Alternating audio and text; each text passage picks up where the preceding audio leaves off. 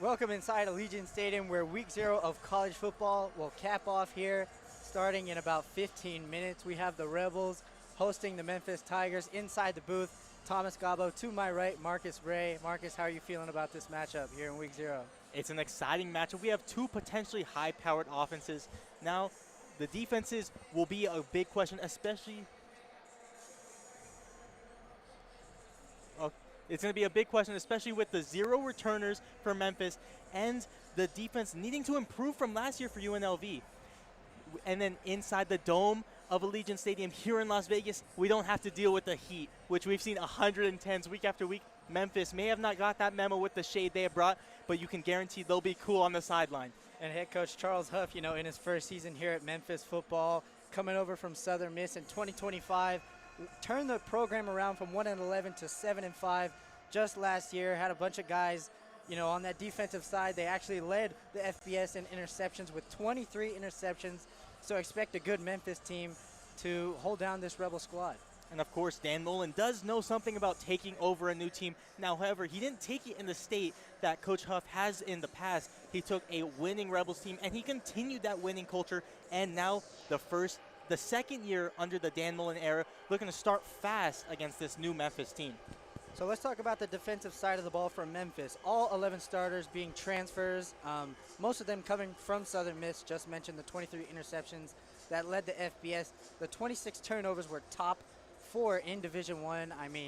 Just expect a lot from the defensive side of the ball from Memphis. And also, that defensive side of the ball brings in defensive coordinator Lance Guidry, who was previously with Huff at Marshall and was also formerly the DC for Miami in 2023 and 2024, in which they were very dominant against the run. We're number 2 in both points per game and rush yards in the ACC, so a very dominant defensive coordinator that can come into this Atlantic Conference and dominate. Especially coming inside Allegiant Stadium. This is the first time since 2022 that Memphis has started on the road. They are ranked number 62 in the 138 team ranking in the CFP. 81 newcomers, mentioned that before. 20 true freshmen, but 61 transfers. So a lot of unfamiliarity here in week 0, but I'm sure when that season progresses, we'll see how things maneuver. And all those new faces Dan Mullen had mentioned earlier this week, the difficulty in scouting a team that is brand new, from the coaching staff to the players. It is very hard to prepare for someone who just has so many question marks. And of course, we saw those QB antics from both sides, especially with Memphis not wanting to name their QB. Yeah, so they actually named their starter earlier today, Marcus Stokes. You guys have the same first name. There you go. A little Marcus calling the Marcus action. It's going to be exciting today. But Marcus Stokes having a bit of a history in college football. Started out as a Florida State commit who was expected for great things, especially in that conference, the SEC conference. But then some antics happened, and he had to divert to Division II, in which he won offensive player of his conference. So a lot of great things from Marcus Stokes now as he comes to Memphis. Coach Huff on Tuesday talked about, I know the fans want to know who the starter is, and so does UNLV. Luckily, both teams in that kind of same boat have not named a starter until just about right before kickoff. Jackson Arnold will look to start this game, but expect a lot of Alex Orji here tonight too. And especially, like you said, Dan Mullen was very cryptic in his Monday press conference when talking about who would be the starter, and he made it very clear both quarterbacks will get playing time. So it'll be interesting to see how they divide that time, whether we see some NFL preseason action where it's a one half for one player, one half for another. But Memphis is not a team to mess around with, and it could get them into a dangerous situation. So we're just about 15 minutes away from kickoff. Marcus, what are some keys to the game, some things you're looking for? Some keys to the game on UNLV's side. This is a brand new Memphis team, and you have to exploit that. Last year, 0 points in the first quarter of the Dan Mullen era. That cannot happen again. You have to get points early, and you need to play with the lead. They're going to need time to mesh together. So if you can play with the lead and just run away with it, we know this is going to be a high-powered offense on both sides, and expect a high-scoring game. And then for Memphis, play on-brand defense. The DC Guidry brings a defensive scheme that ranks second in the ACC and is good against the run. Jet Thomas is one of the best running backs in the nation, and they're going to need to shut him down today. And then let's talk about what UNLV did last year in the season opener against Idaho State. Just barely escaped that way. Hopefully that we don't see that here tonight. Hopefully they hold on to the lead and get out of here with a week 1 win or week 0 win. Absolutely. They played from behind for most of the game, and in that second half is when they took charge. But losing 10-0 in the first quarter, now it was a new team. A lot of transfers last year, but now 33 returners, a lot of which are impact players. Hopefully with that mesh and familiarity with each other, they can get off to an early start. So let's talk about the structure and the difference between the both teams. We talked about how Memphis kind of looks, how UNLV did last year. And then talking about UNLV's schedule that, somewhat they didn't play anybody. That's why they weren't ranked, being at that 6-0 mark. Well, it seems as if they're starting with a tough opponent here in week 0. Absolutely, and this could have major implications for that playoff. These are two good group of 5 schools that can earn that last playoff spot that we look at. And then talking about Dan Mullen, earlier said, this game is huge. We're talking about a national game in week 0 for both teams, Mullen said. I know that for them, it's a big game, and you're going to be on national television in a game of playoff implications before the season even starts. I mean, when you look, further down the road, outside of conference play, of course, this is non-conference play, just looking to see who can make those CFP rankings and inside the top 25. This is certainly a game to watch in the group of 6. Absolutely, and a nationally televised game at that. And the players did speak on that, saying they like the attention, it makes the moment bigger, and they are ready to raise to the occasion. So Jet Thomas and Jalen Glover in the backfield for UNLV. Expect a lot of Jet Thomas, but also expect a lot of Jalen Glover as well. And of course, Jet Thomas making that Doak Walker watch list, as well as the Maxwell Award of the top best 81 offensive players, who, of course, Jackson Arnold, the starting quarterback for the Rebels. This is the first time that 2 players have been on that watch list since 2018, which is a big mark for UNLV. Let's talk about Arnold for a second. A little iffy starting at Oklahoma. Started as a freshman, then got a little sidetracked there, got benched there, then transitioned to Auburn, who just last season just got benched for another quarterback over there. Now is at UNLV looking for a fresh start. We've seen it with Anthony Calandria. Dan Mullen, somewhat the quarterback whisperer. What do you think he can get out of Jackson Arnold to propel UNLV to that next level?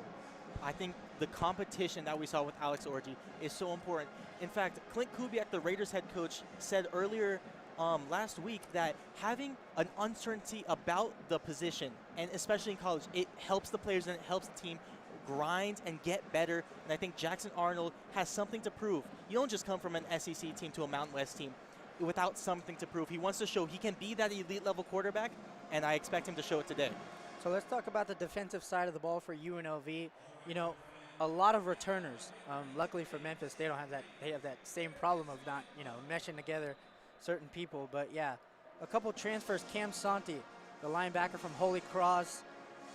Then Avery Helm, the redshirt senior, coming over, and then Herb Gray coming over on the D tackles. But Landon Thomas stayed here last year. Quandarius Keys, Trey Fulton stayed here, looking for a big role, standing at 6'3", looking to hold down the defensive end. That's for sure. Absolutely, and you can say they were somewhat disappointed with their performance last year.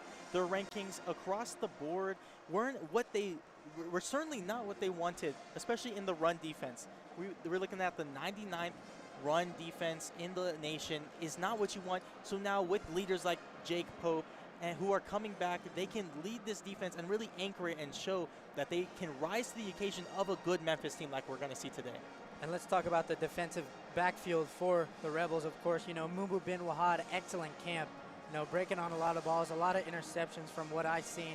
And then Jake Pope, you mentioned, being one of those leaders for the team after the departures of Marcel McDuffie and other guys on that defensive side of the ball from last year. But yeah, they're really looking forward to a big year.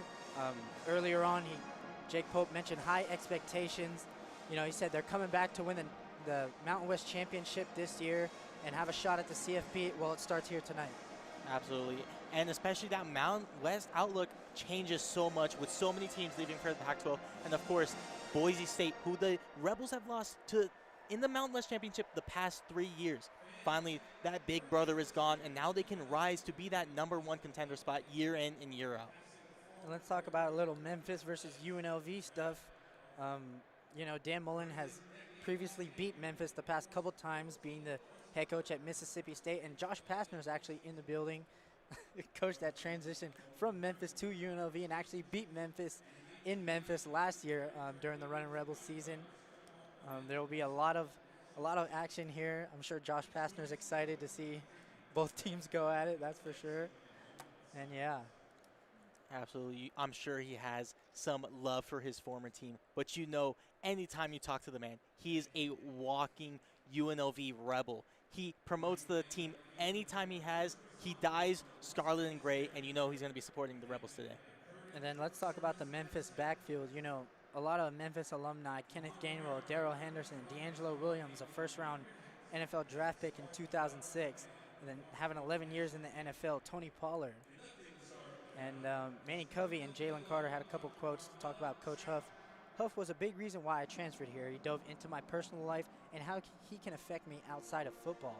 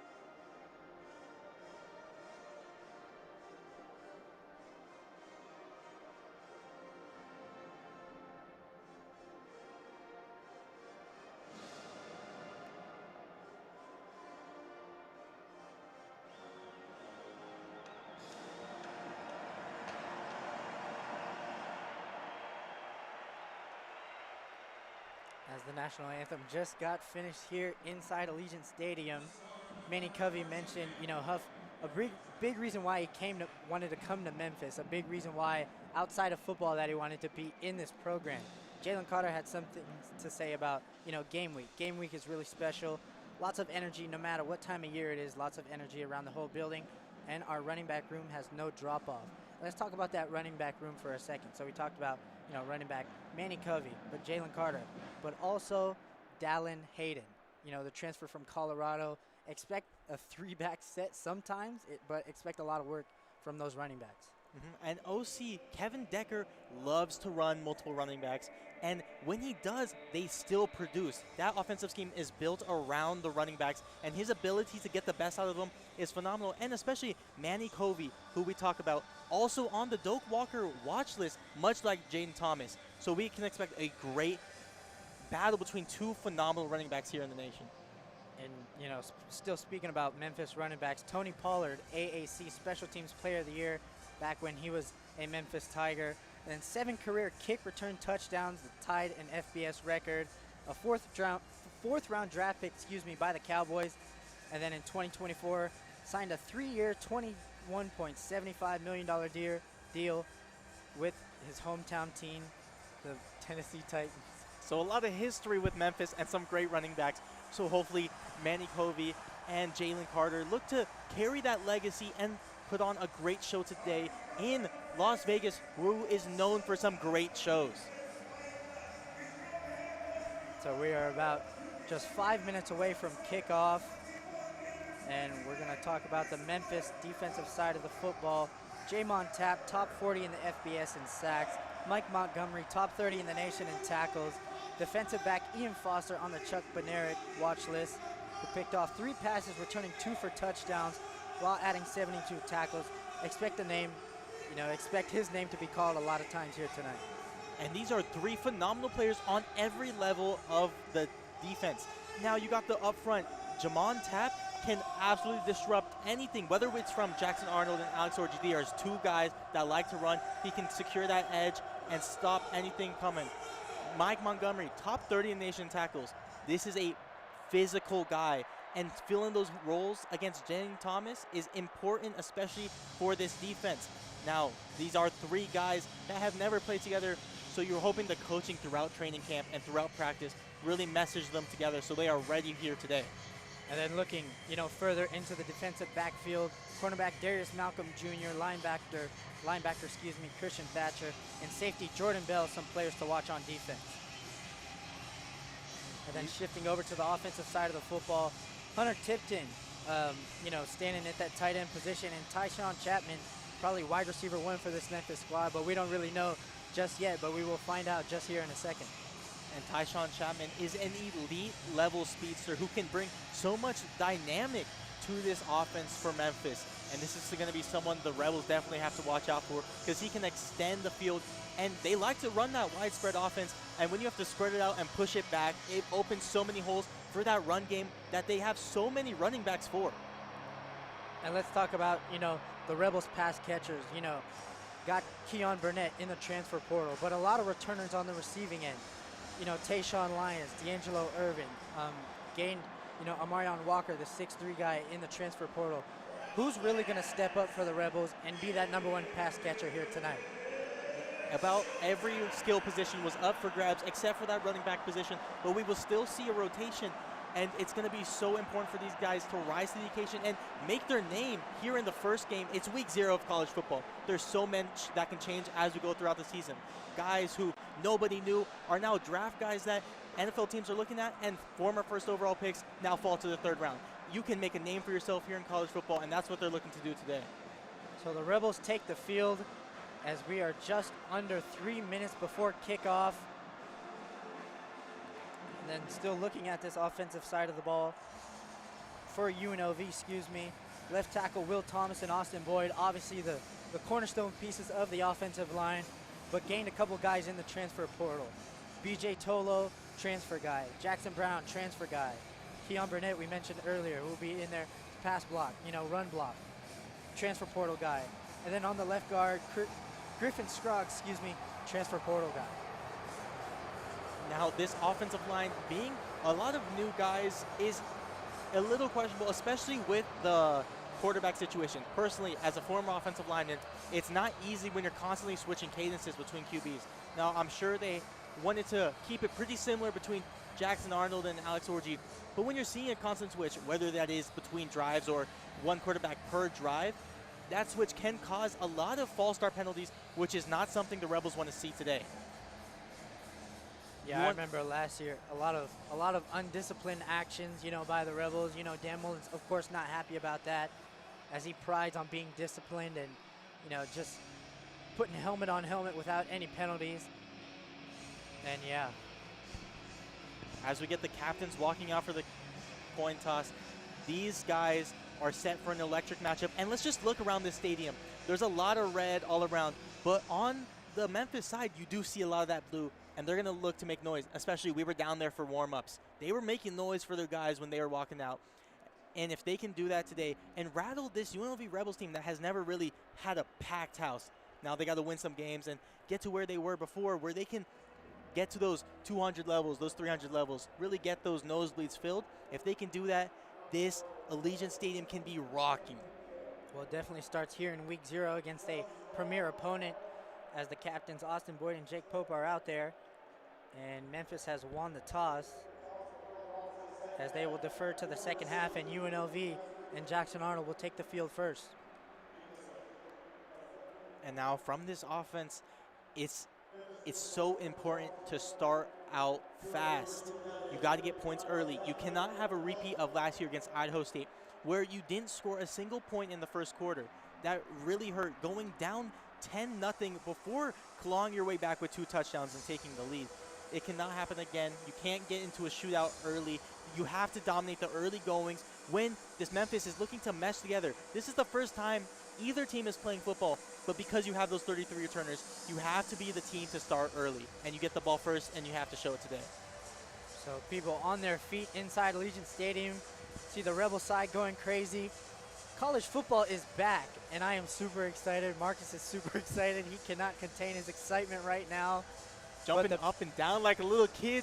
College football is back, and we're going to have a lot of great weeks stacked on top of it, and especially with the extended college football. So many football games to watch. I'm so excited. The 2026 season is about to kick off for the Rebels. The hype man is getting this crowd hyped up. as Jackson Arnold, as so Dan Mullen says, will be the starter, as we'll get the first looks at him against the premier defense. And of course, in that Monday press conference, he said it'll depend on the play. He doesn't know what play will be called first. So I am very interested to see if they do rotate per play like a running back, where if it's a third down situation, we'll bring in one running back, or if it's a goal line, we'll bring in another. If they are doing that for quarterbacks, I will be absolutely shocked. So I'm hoping, for the Rebels' sake, we see a little bit of a drive, preferably quarter or half for each quarterback. So here we go. Kickoff is just about underway. Back to receive is Jalen Glover, the backup running back, and Jet Thomas. You know, Dan Mullen did mention, you know, Jet Thomas would be taking a bunch of kicks last year. Jalen Glover in that kick return spot last year as well. But here we go. The best show in town is underway here inside Allegiant Stadium, as that will sail through the back of the end zone, and out comes Jackson Arnold and this UNLV offense. It's a lot of questions around whether this transfer is going to rise to the occasion. He was on that Maxwell list. A top 81 player in the nation. Can he live up to the name? Or will Alex Orji reclaim that #1 quarterback spot for the Rebels and take charge later on? So here we go. Irvin breaks out to Jackson Arnold's right, as Burnett is the man in motion. Jet Thomas in the backfield with him, as Arnold will take the snap and hand to Jet Thomas. Thomas cuts up the middle, and short gain there, gain of about 2, as he was tackled very quickly there. Memphis did a good job filling the holes, not giving Jet Thomas a lot of room to run, and he had to push the pile. First contact was around the line of scrimmage, pushing it forward for those 2-yard gain. So here we go, 2nd and 8, with just under 14.5 minutes left, as Arnold will hand it off to Jet Thomas again, makes a nice move, and runs for a first down, as that is the first down of the Rebels' 2026 season. And there he is, opening that hole and firing through with some elite speed, getting that first down. Now this offensive line creating those holes, that's exactly what you want. And Jackson Arnold yet to see his first throw. So Arnold in the gun, Jet Thomas to his left side, as 2 receivers are to his right side. Arnold will fake the handoff to Jet Thomas. Arnold looking downfield, as that is caught by Tayshawn Lyons, another first down. We talked about him in the pregame, about which pass catcher is going to step up. Tayshawn Lyons make the first catch of the season. And that's exactly what you want to see from Arnold. Disciplined football, going through your reads, and sitting Lyons down so he doesn't get hit. It's exactly the first throw you want. So just from midfield, another first down. The motion man is D'Angelo Irvin, as he will get back to where he was originally. Arnold takes the snap, fakes it to Thomas, as he throws it out wide, as that is incomplete. Kind of just threw that one away there on the sideline. It would have been a contested ball, and within those 5 yards where there's a lot of contact, you don't want to throw a risky ball, especially early on in this game. You know, on that first down that the Rebels gained, you know, you've seen that push from that offensive line, but more importantly, the cut by Jet Thomas that, you know, opened that. That explosive speed is important for this game. So Arnold in empty with 2nd and 10. He'll fake the screen, and he'll keep it on a quarterback run, as he is swallowed up quickly by these Memphis defenders after a short gain there of about 3. And that's what's so important about both of these quarterbacks that the Rebels have. 2 guys that can run with the ball. Alex Orji, very much known for having those legs. Jackson Arnold can do the same thing, and both of them have an arm to make the good throws. So the first 3rd down of the season, 3rd down and long, coming just beyond midfield with 12:50 left in the first quarter. Arnold will send out Jet Thomas wide and go empty again. Thomas lines up wide. Arnold takes the snap, looking that way, looks in the middle of the field, incomplete. Looking for Taz Reddix. He's begging for a flag. There's no penalty, as the punting unit will probably come on for UNLV. He's looking for the flag, saying he hooked him, had his arm around his waist, pulled him away from the ball, and it was a very contested ball. Now, it wasn't quite where the yard markers were, so it would have been close either way. but he's immediately, Reddick's looking for that flag, isn't going to get it, and the Rebels will have to punt on their first drive of the season. That was a good defense right there by Ian Foster. You know, we mentioned him a lot in the pregame, you know, just the impact a player can have of his caliber. Fair catch is caught for. That is number 17 on Memphis. And it'll be down at the 8-yard line. And we've seen him in warm-ups, a lot of great punts, and then within the 10, giving him a long field to go today.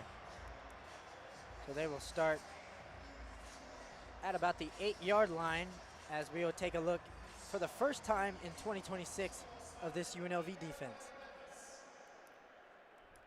And of course, we got Marcus Stokes taking the helm for Memphis. It's going to be interesting, the two QBs we see duking it out today. So we got a wide set right now. Manning Covey in the backfield with Stokes. As they will keep it wide, just send the receiver in stack. Stokes takes the snap and hands it to Covey. Covey has the first down carry as he is tackled by Jake Pope. Almost got free there for a big gain. And we see early on what that wide set does to the defensive line and linebackers. It spreads them wide and it opens a lot of holes, and Covey shoots it perfectly. So going up tempo now are the Tigers. Stokes waiting for the snap. Covey still in the backfield. There's still that wide set. He'll fake the handoff to Covey and hit, number 5. Good defense there by Dwayne Harris on the UNLV back end. It was a low ball, hard for him to catch, and they're still looking at that tempo offense, especially with that wide set, making it hard for the Rebels to adjust. So this will bring up second down and 10. Still going in that wide set. Expect a lot of this tonight, as offensive coordinator of Memphis loves to do that. Stokes takes the handoff and hands it to Hayden, as he is tracked down quickly. Jake Pope, another quick tackle. And Kevin Decker loves those open sets, and he loves running the ball, especially head coach Charles Huff, former running back coach, actually coached Saquon Barkley at Penn State. He loves his running backs here. So no huddle in the first third down on defense for the Rebels. Crowd on their feet inside Allegiant Stadium. Still in the wide set as Stokes seems to set the protection. Stokes takes the snap. He's looking left. He'll throw it quickly as it was almost intercepted by Harris, who made a pass breakup the previous play before. And they're targeting that side a lot, and it was so close. Rebel Nation was on their feet. So many people oohs and ahs as it goes right through his hands. He had it jumped up, wasn't quite able to get his hands where he wanted it, but the Rebels escaped third down, and Memphis has to punt. And special teams has been a point of emphasis, as this kick is caught at about the 30 for a fair catch by D'Angelo Irvin. Special teams was a point of emphasis this offseason and out throughout camp for the Rebels, as Coach Dan Mullen has no shame in putting the guys out there during special teams. And 2 opening drives, 2 punts. These two teams who have offenses that should be leading the way aren't doing what they're doing. Now the defense is good stories on both ends. Rebels shutting it down early, and a Memphis defense who had 0 returners is playing phenomenal against this high-powered Rebels defense. You can definitely see the push that the Memphis D-line has already, but the Rebels have countered that with a couple of good runs from Jet Thomas. As we will head to break, we will be right back after this.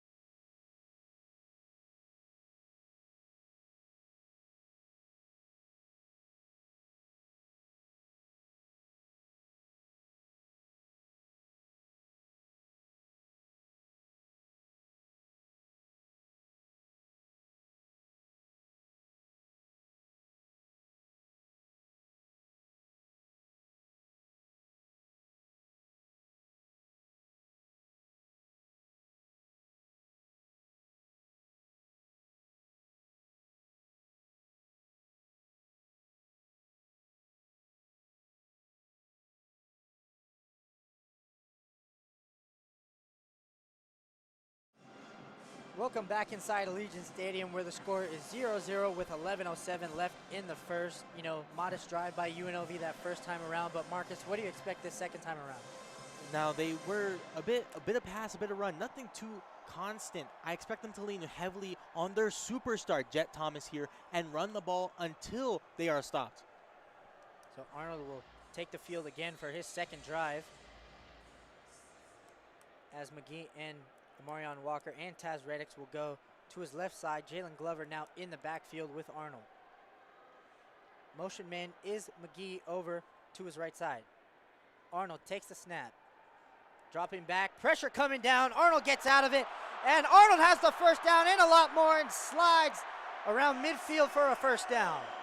A phenomenal play by Arnold, stepping up in the pocket while still keeping his eyes downfield. And the second he sees all that open field, there was so much room, no one in front of him. He takes it for a massive gain to the 50-yard line.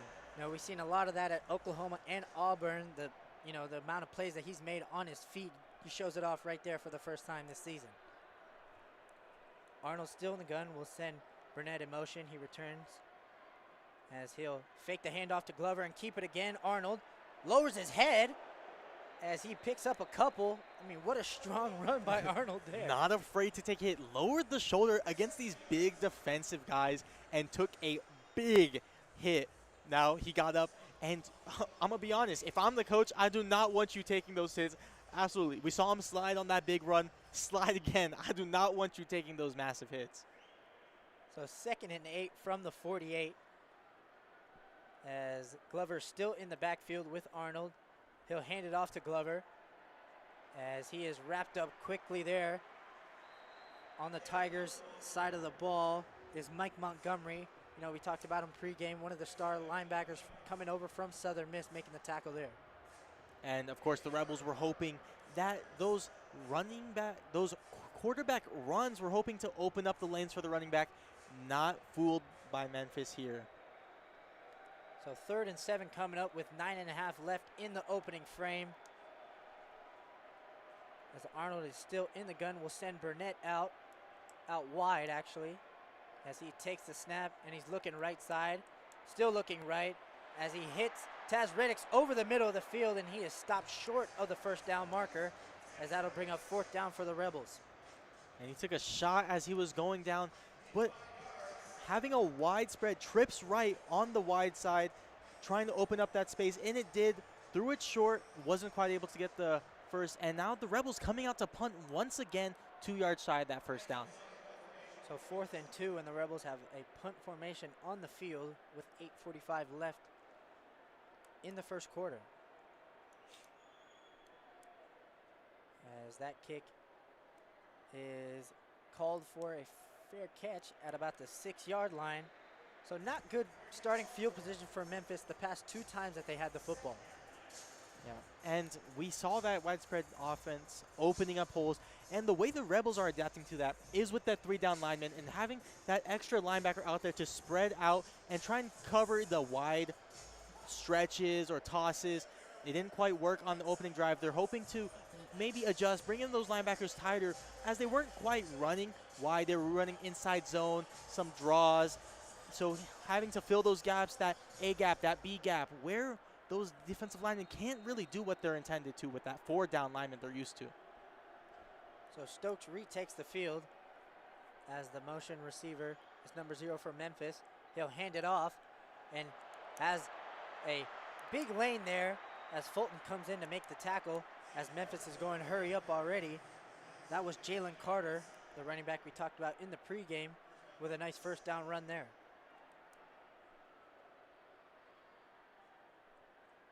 Carter still in the backfield with Stokes. They'll slow the pace down just a bit. Carter will go to Stokes' right side now. Still in this wide formation. He'll hand it off right back to Carter. Has nowhere to go, and he is tackled by the Holy Cross transfer in the backfield, Cam Santi. And there was absolutely no holes, perfectly filled by this Rebels defense. And the fact that he runs into his own guy makes it perfect for the Rebels to secure that edge. 2nd and 10 is in trouble as he finds a receiver past the sticks, That's number 0, the tight end, Hunter Tipton. That prototypical run the ball to set up the pass, working perfectly. And Memphis looking to find their groove here. Memphis going to hurry up again, not allowing UNLV to sub. Carter still in the backfield to Marcus Stokes' left side now. There's 7:10 left in the opening frame. He'll hand it back to Carter as Carter tries to maneuver through and is tackled by Creighton. And you like to see that adjustment from the Rebels defense. After that first drive, in that first play of this drive, they're really anchoring down that opening holes, those A gaps, C gaps, not really letting anything through. 2nd and 5 now after that first down play of about 5. Still in this wide set, Carter to Stokes' left side. And a penalty marker as this is going to be back 5 yards. And that's the area you get with the quick pace offense. It's harder to really settle in. Those offensive linemen constantly going over and over again. It's hard for the linemen to constantly go.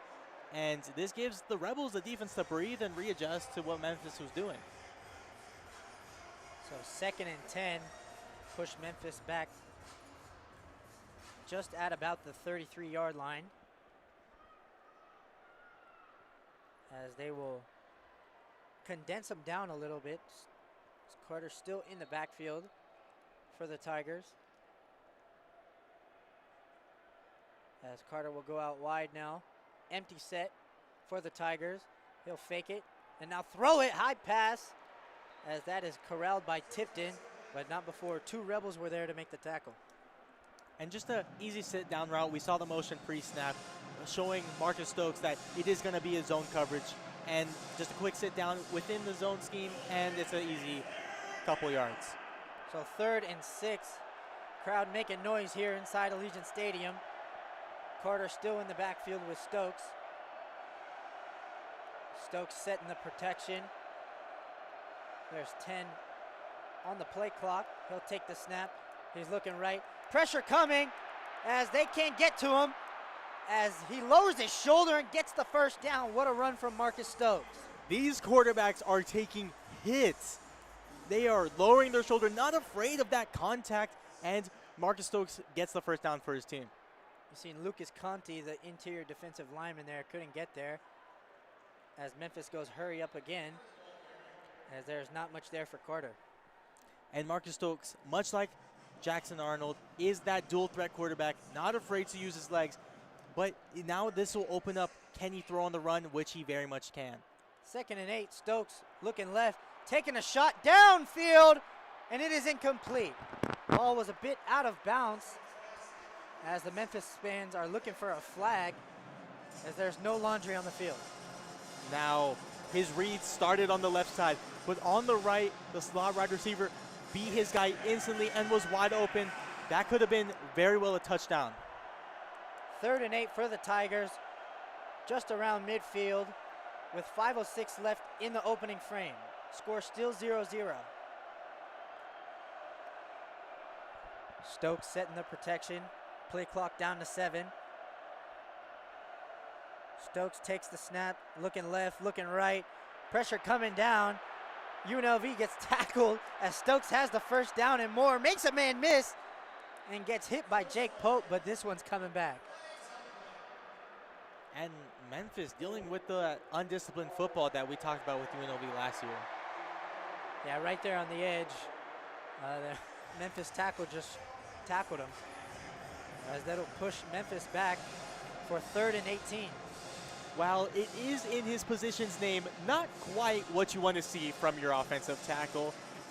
We try and keep that for the defense for the big boys up front.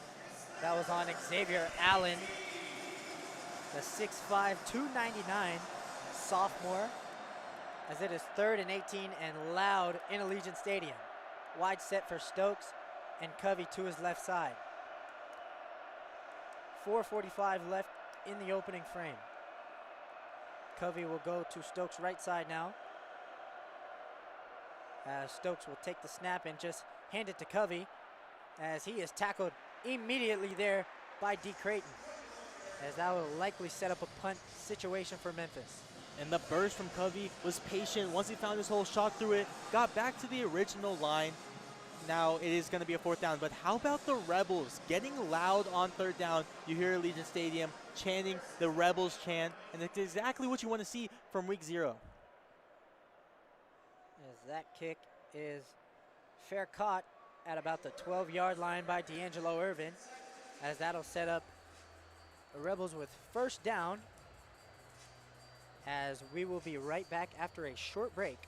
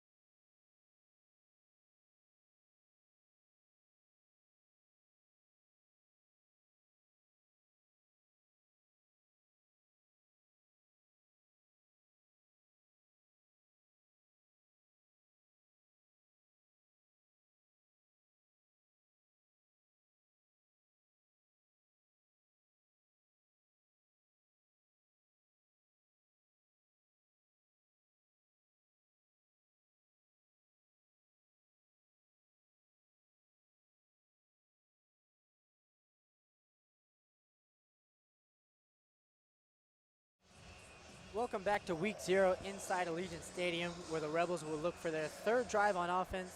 But how about the defensive side for both teams here, Marcus? This is a great showing for Memphis. Again, we say it time and time again, 0 returners. It's not easy to mesh together. We saw it last year with UNLV, where they were giving up points in that 1st quarter. Memphis staying strong against a UNLV team that has a lot of returners. So in the backfield with Arnold is Jet Thomas, the standout running back, as Burnett in motion. He'll send the freshman Peyton Zachary into the slot on the left side. He'll fake it to Thomas, as Arnold will just check it down to him, as Jet gets around the 1st down marker. Nice catch there, catch and run there. That's great disciplined football from Jackson Arnold. The pocket was collapsing. He wanted to scramble, step up, maybe make another big run like he did, but there was nowhere to go. Sees his check down, takes it, and it's a 1st down. Almost. 2nd and 1, as he was just shy, tried to push that pile. Wasn't quite able to. So a 2nd and a short one coming for the Rebels, as Thomas is still in the backfield with Arnold. McGee in the slot to the right. He'll hand to Jet Thomas as he makes a cut and ultimately gets the 1st down at around the 26-yard line. There was an early contact from Memphis, but Jet Thomas stumbles and rumbles past him to get that 1st down for UNLV. So another 1st down for the Rebels, as they are in the huddle now, as they've had a couple of those, but no score yet here. And of course, Jackson Arnold, you wonder how many more empty drives is he going to get before they bring Alex Orgy in. Arnold in the empty, looking left. He'll throw it quickly, as that is caught by number 85, Matt Bearns. The backup tight end makes a nice grab there on the sideline. Jackson Arnold almost a hair late, and Memphis defender was crumbling down on him. He was flying towards that outside, looking to make a play, wasn't quite able to get there. But that quick game football is exactly what you want to do to build some momentum as they look to get their first points of the game. So 2nd and 3, the lone receiver is Caden McGee at the top of the screen. As Arnold now has doubles on the right side, he'll hand to Jet Thomas. He cuts the other way and has a first down carry. A nice run there. And another big gain from Jet Thomas, and this is what we expect. Them to lean on your superstar. That's what you got to do in college football. These guys are so much better than the other talent. You got to lean on them. UNLV giving Memphis a taste of their own medicine. They'll hand it right back to Thomas, as there's not much there, and tackled immediately by some Memphis defenders. And you see that Memphis defensive line getting hyped. Now, beforehand, the DBs weren't quite happy with the play that was gone for an 8-yard gain. Now, the D-line handling business up front. So 2nd and 8 with just over a minute and a half left in the first quarter. Arnold will go under center as Jet Thomas is still in the backfield. Amarion Walker, the lone receiver, on his right side. Arnold will fake the handoff to Thomas. Thomas picks up a good block as Arnold has a wide open receiver, D'Angelo Irvin, who dives and makes the catch for the first down. Now there is a flag on the play, but Memphis loaded that box, and it was a phenomenal block pickup by Jet Thomas. As they're going to get, I believe, Jaden Thomas on that hold there. Now he was caught off guard, tried to pick him up like we saw Tank Bigsby last season for the NFL. Wasn't quite able to, got called for the holding, and it's going to go the other way for the Rebels. Not what you want to see, and now the Rebels see themselves in a similar situation Memphis saw them last time, in a very long down situation. So 2nd and 19 after that holding penalty on the running back. We don't see a lot of those, but if the play's there, they're going to call it. As Thomas is still in the backfield to Arnold's left. Motion man is Taz Reddix.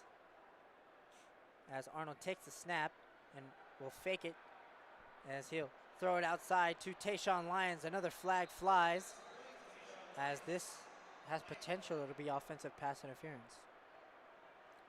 Offensive pass interference would create a insane yard situation for the Rebels, as it looks like it is as they're walking back.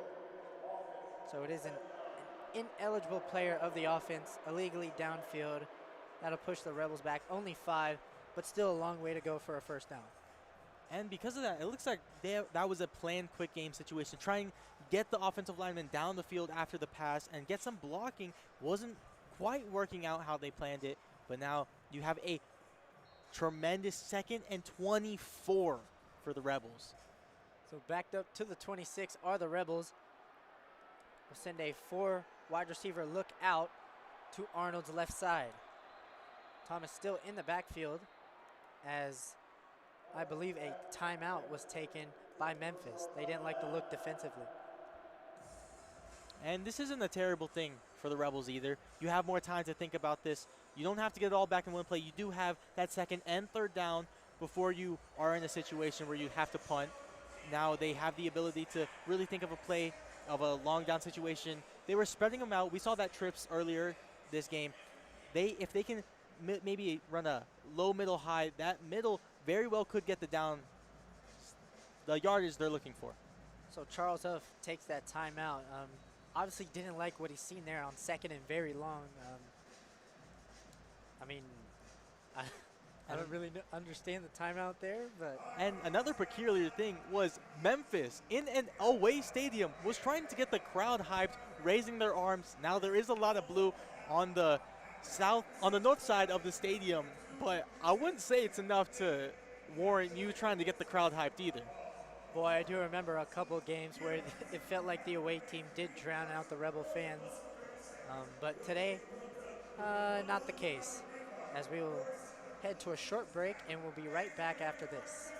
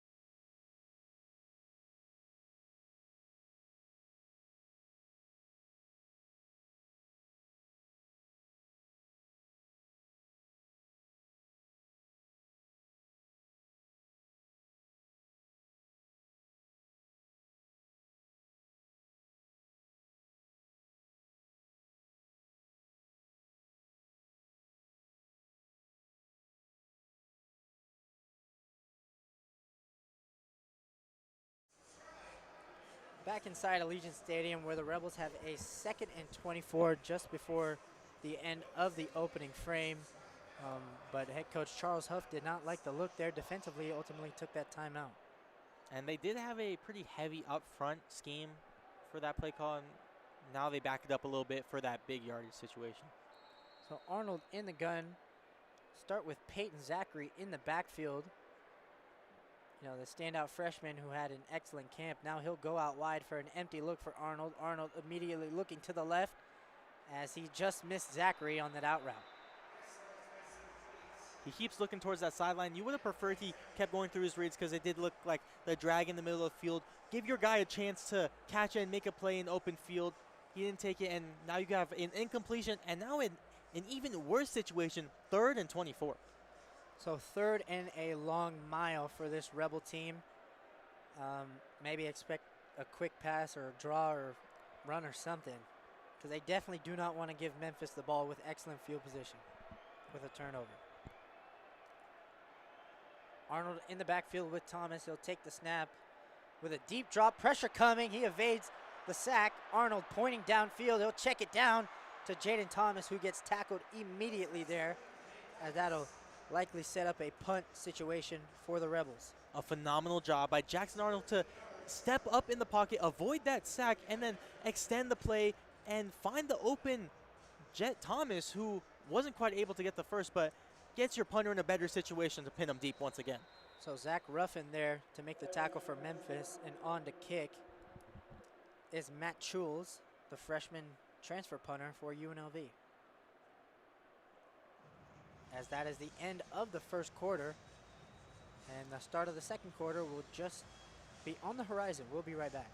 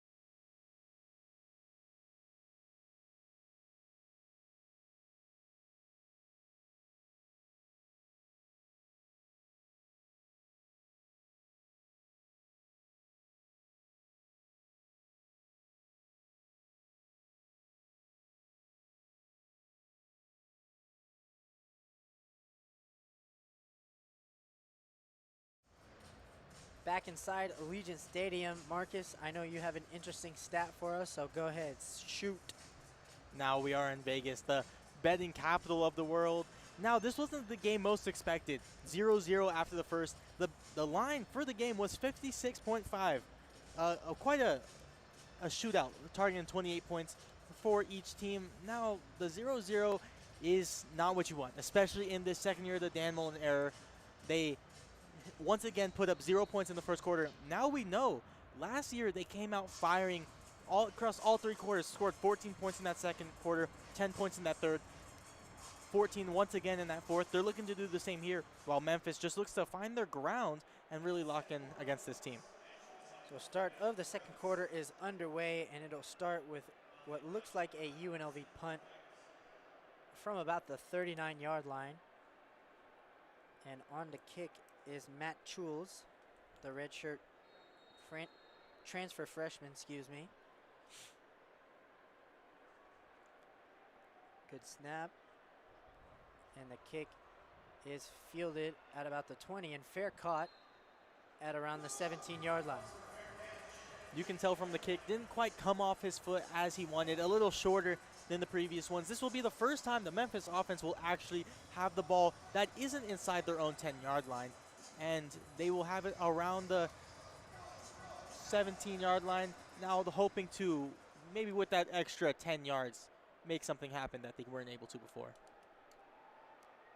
So Stokes still in the game. You know, there was a question about, you know, who might start, but Marcus Stokes looks to be taking a lot of the playing time as he'll hand it off, or he'll fake it, excuse me, and a quick throw on the outside as that is quickly bottled up by UNLV defenders. That was number 13 on the catch for Memphis, Jeremy Davis. And a great play action by Stokes. Even fooled us up here in the booth. We thought it was a run in the trenches, but fires it out wide for a good gain. So 2nd and 1 on the way. Wide set look. Covey in the backfield with Stokes. 14:22 left before halftime. Stokes takes the snap. He'll hand it to Covey as he is quickly bottled up on that edge. That was number 91 from UNLV, Elias Rudolph, on the tackle. It was a short gain, but they did get enough to get that first down as they will move the chains and continue that quick tempo offense we've seen all day. So a fresh set of downs for the Tigers as they pick up that first down. Stokes looking to the sideline as Covey will shift to his right side. Still wide set look. Stokes takes the snap. He fakes it to Covey, stepping up in the pocket, and he just underthrew that one. Not a good ball there. And he's kind of struggled. Not the first time we've seen him throw a low ball that wasn't able for his wide receivers to catch. You're hoping he cleans that up, and especially since they had that situation, that quarterback competition, you don't want to lose your job in week 0. Stokes still in the backfield with a wide set look as they will go stack. To Stokes' left, he'll take the snap and hand it to Covey. Covey breaks away from a tackle, but Jake Pope, leader of this UNLV defense, there for another tackle. And Pope following him from the left side of the line all the way to the right, making the tackle and setting up a 3rd and 6 for this UNLV Rebels defense. So 3rd and medium for the Rebels. Allegiant Stadium on their feet as UNLV will shift out of that defense. Give Stokes a new look as he wants a new play. Covey still in the backfield with Stokes to his left side. Still a wide set look. Stokes takes the snap, looking right side. He'll throw it quickly as he did not get the first down. Nice tackle there on the edge by number 24. And that was a phenomenal tackle. Running alongside the sticks. Now he has the momentum heading upfield, and you stop him exactly where he is. Drag him out of bounds, and you force the 4th down situation, and it's a great job getting another punt for this Rebels defense. So that punt will be fair caught at about the 18-yard line by D'Angelo Irvin. But yeah, what a tackle there on the edge by Avery Helm as UNLV will look to take the field on offense.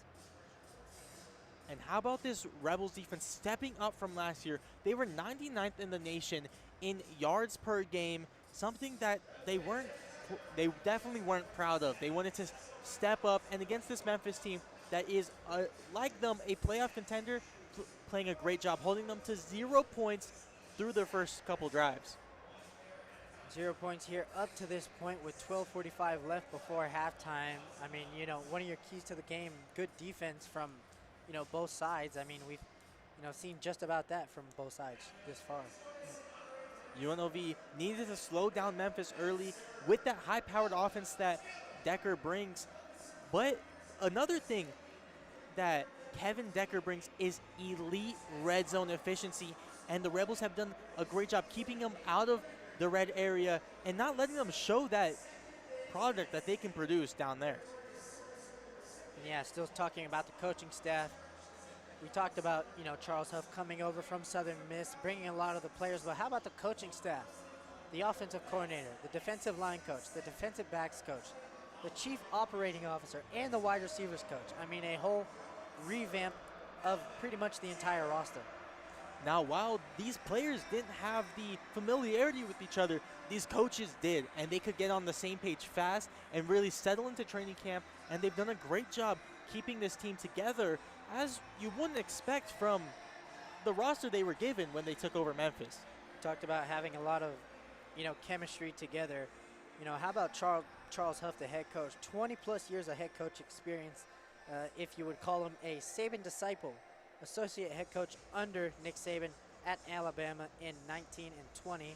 Was a running back coach at the highest level for the Bills in 2012. And then, bounced around a couple times. Ended up as the Penn State running back special team coach. Then an assistant head coach at Mississippi State.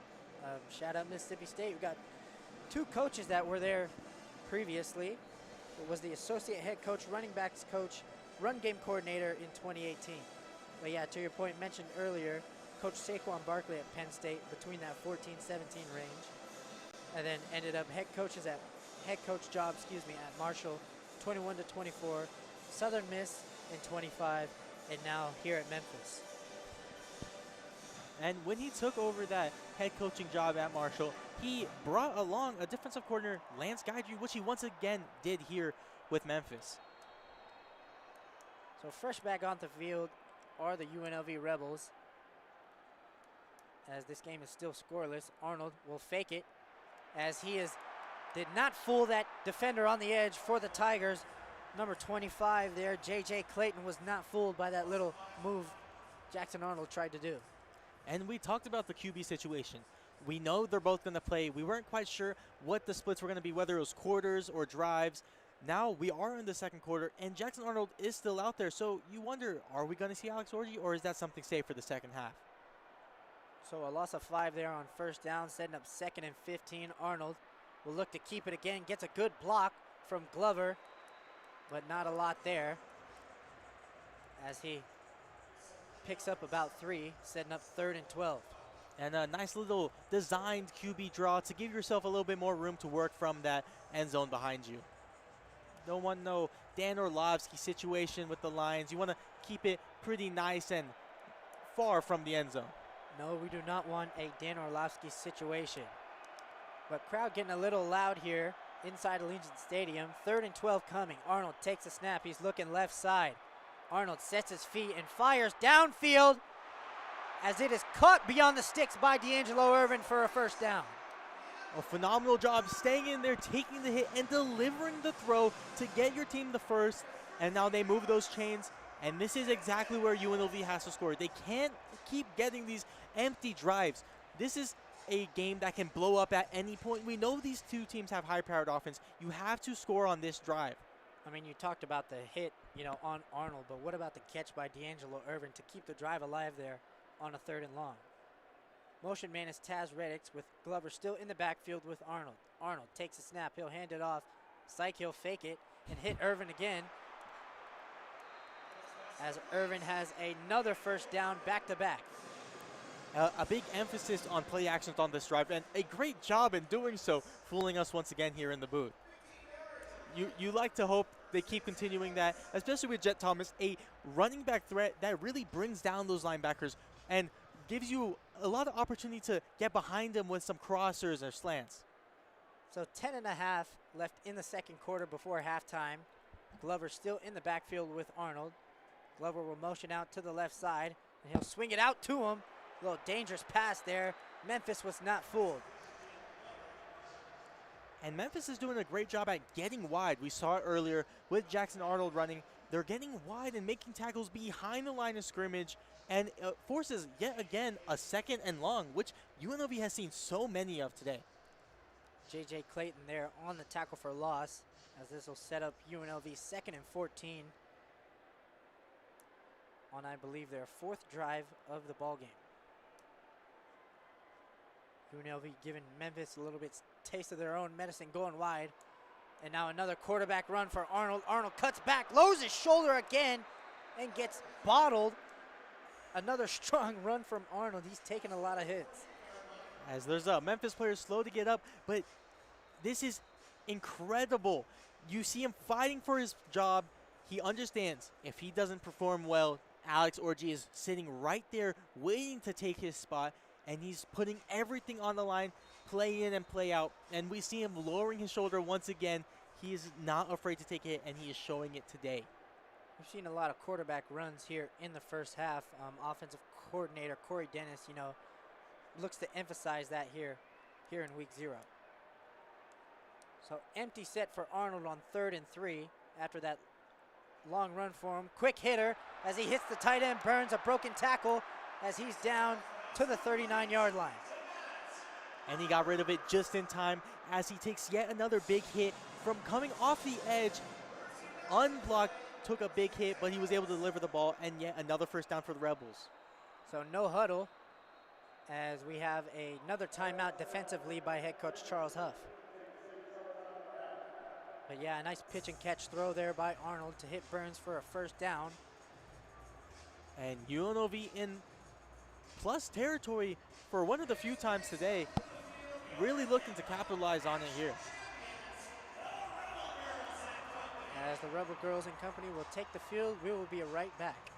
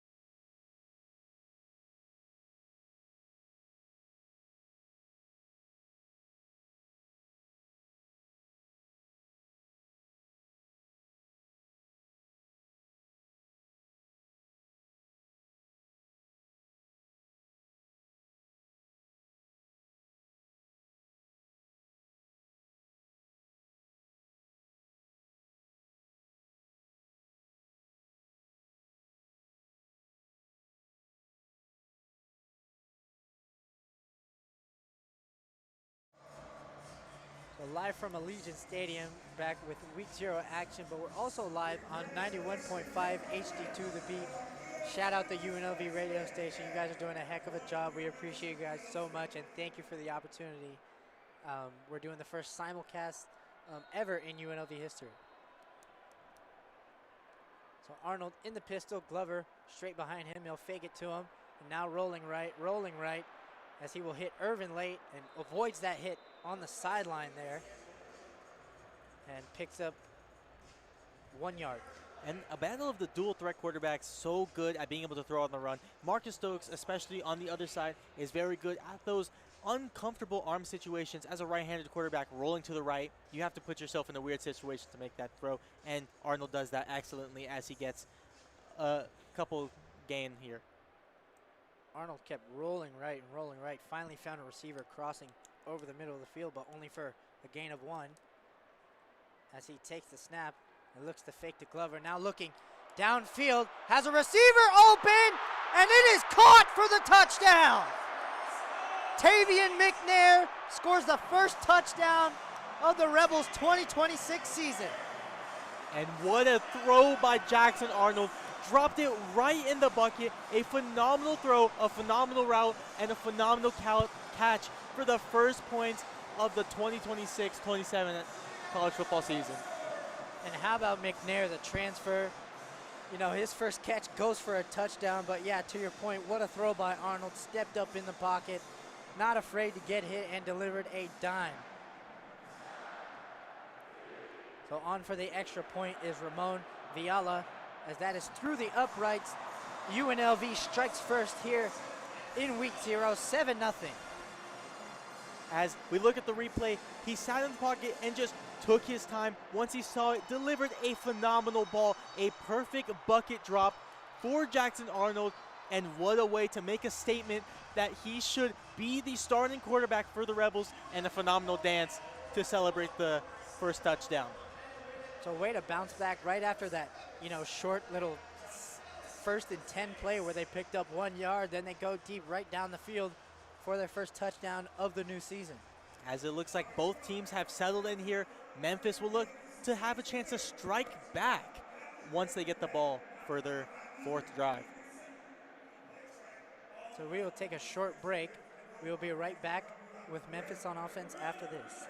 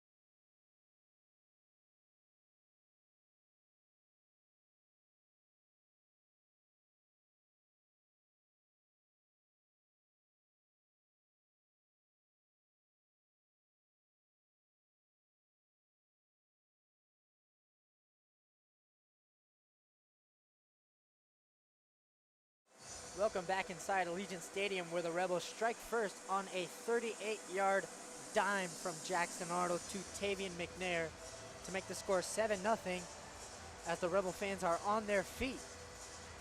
And we were talking throughout the break, the cornerback looked like he was playing underneath. He didn't expect a deep ball, and it looked like he was supposed to have safety help, and a little bit of that widespread offense coming to bite Memphis, as the safety wasn't able to get to the outside to make a play. So Viella on the kick, as this is fair caught in the end zone, as that'll bring out Memphis. Following that touchdown from UNLV, let's see if they're going to answer. And Marcus Stokes looking to prove himself as a dual threat on the other side who can make it happen, as Memphis will very much need points, as they don't want to play from behind and let UNLV stack it on top of them. 8:14 left here in the first half. Wide set look for Stokes and the Tigers, as Hayden is now in the backfield. Stokes takes the snap, and they'll hand it off to Hayden, as he is bottled up right away. Conti was in there with a bunch of Rebel defenders, not much there on first down. And a strong job pushing the pile to get some yardage, as they set themselves up for a very manageable 2nd and 4. So 2nd and 4 after that strong run from Hayden. Still wide set look. Lone receiver to Stokes' left, as he looks there right away, as that is a broken tackle for the Tigers, and looks to cut back, as Pope will bring him down just beyond the 50. So a nice pitch and catch there. Quickly got the ball out to Stone Chaney for the first down. And looking to extend that play, and a great job of sure tackling by Jake Pope, just not letting go, waiting for his help and bringing him down once they got there. Memphis going no huddle again. 1st and 10 just at the 50 as Stokes takes the snap and he'll fake it, and a quick hitter over the middle of the field, and it is caught for a first down. That was number 1 of Memphis, Tyshawn Chapman. Talked about him earlier and how much of an impact he can make on this field. And there's that speed, getting down the field fast. The Rebels defense got there, but he was down the field and open, and Marcus Stokes got it free. So a wide set look again for Stokes and the Tigers, who have quickly marched down the field as they are already inside the 40 of UNLV. Stokes will hand it off to Hayden as he is quickly bottled up. Excuse me, that was Carter, who was quickly bottled up there. This will be 2nd and long.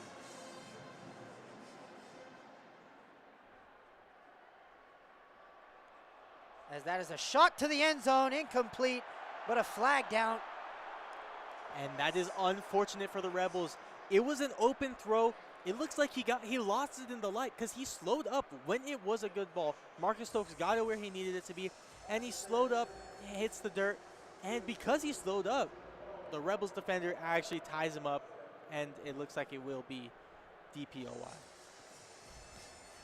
Luckily, the Rebels will not have to play defense from their 1. If they were in the NFL, they would have to. But nonetheless, that'll be a first down, 15-yard penalty on them, as that'll move Memphis just outside of the red zone.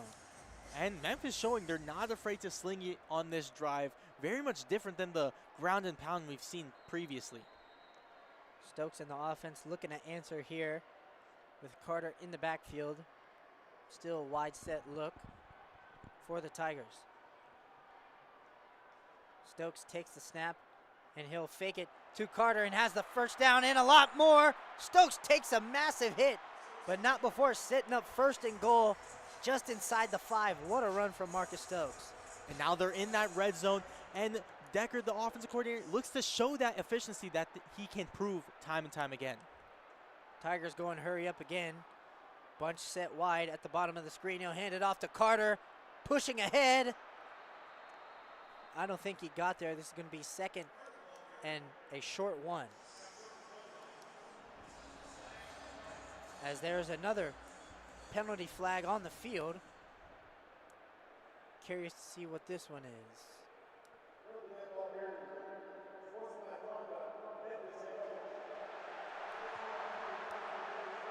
As that is going to be an unsportsmanlike conduct on the Memphis head coach, Charles Huff. I'm not really sure what he said down there, but it was warranted enough for a penalty.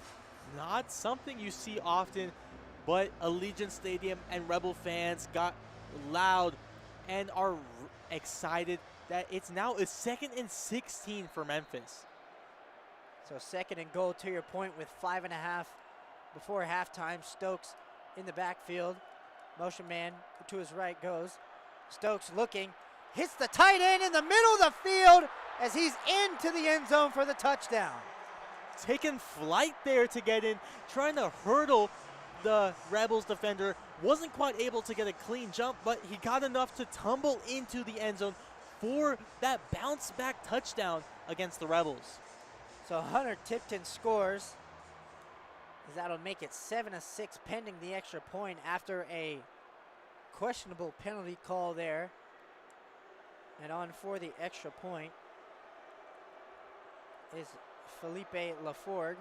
High snap there, but is corralled, and the extra point is good as we have a tie game. So UNLV scores, Memphis scores, and now we are deadlocked just before halftime. And now this is reaching that expected shootout that was set when we came into this matchup. Both teams finding their groove, and now it's going to be who can get a stop first, who can slow the opposing defense down, as both these offenses have looked to found their groove. And once again, offensive coordinator Kevin Decker proves that 95% red zone efficiency that he had last season, brings it to Memphis, and they score in the red area. Let's talk about that play real quick. Hunter Tipton kind of delays and then just leaks out. He's wide open. Easy throw from Marcus Stokes to hit him.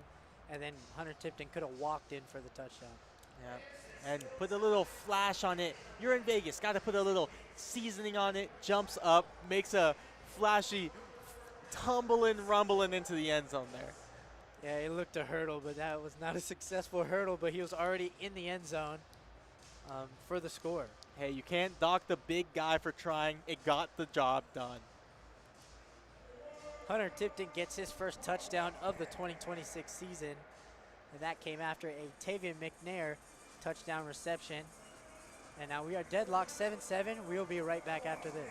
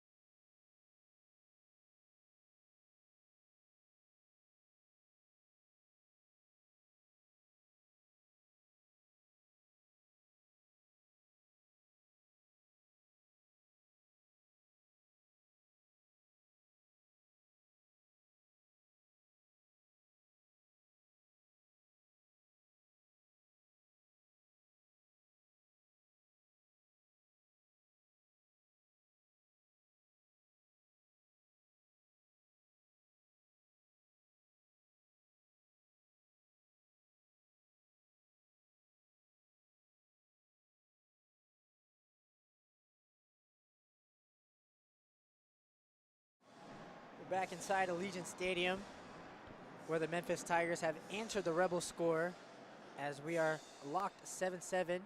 And Marcus, what do you got for me? Now, the Rebels were the first team to score, and we look back to the 2025 season. When scoring first, the Rebels were 6-0 when scoring first.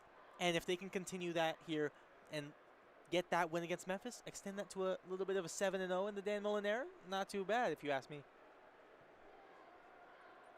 So kickoff following that Memphis score underway as the Rebels will come back to the field and look to answer with a score of their own.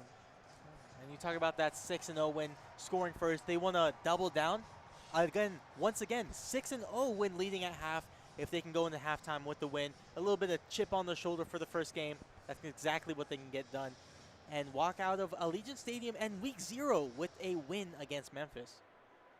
So 5:24 left before halftime. Arnold and the offense take the field. And Arnold will go under center with Thomas in the backfield. Arnold will take the snap and hand to Thomas. Thomas shifting around as he gets tackled after a gain of about 3.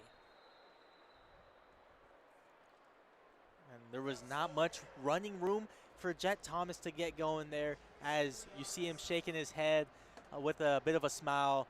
Wasn't able to get what he wanted, but they're going to bounce back with a 2nd and 7 here. 2nd and 7 coming up to your point. His 2 receivers are to Arnold's right. That is McGee and Lyons. Lyons will come in motion now in the slot. Arnold will fake it to Thomas and now quickly hit the tight end Beasley as he lowers his shoulder and runs over the Memphis Tiger defender for a first down. And moving those chains once again, that's all you got to do. Just keep stacking it as they're looking to start that shootout game here as they're inching closer to the plus territory once again. So the first catch of the season for Jay Beasley is a good one as he gets that beyond the sticks for a first down. Keeps the UNLV drive alive. Thomas still in the backfield. Arnold under center, The motion man is Reddix. Arnold will fake the handoff to Thomas. Arnold stepping up as he looks to evade. Flag down as Arnold gets tackled just beyond the line of scrimmage, as this is likely coming back for a hold.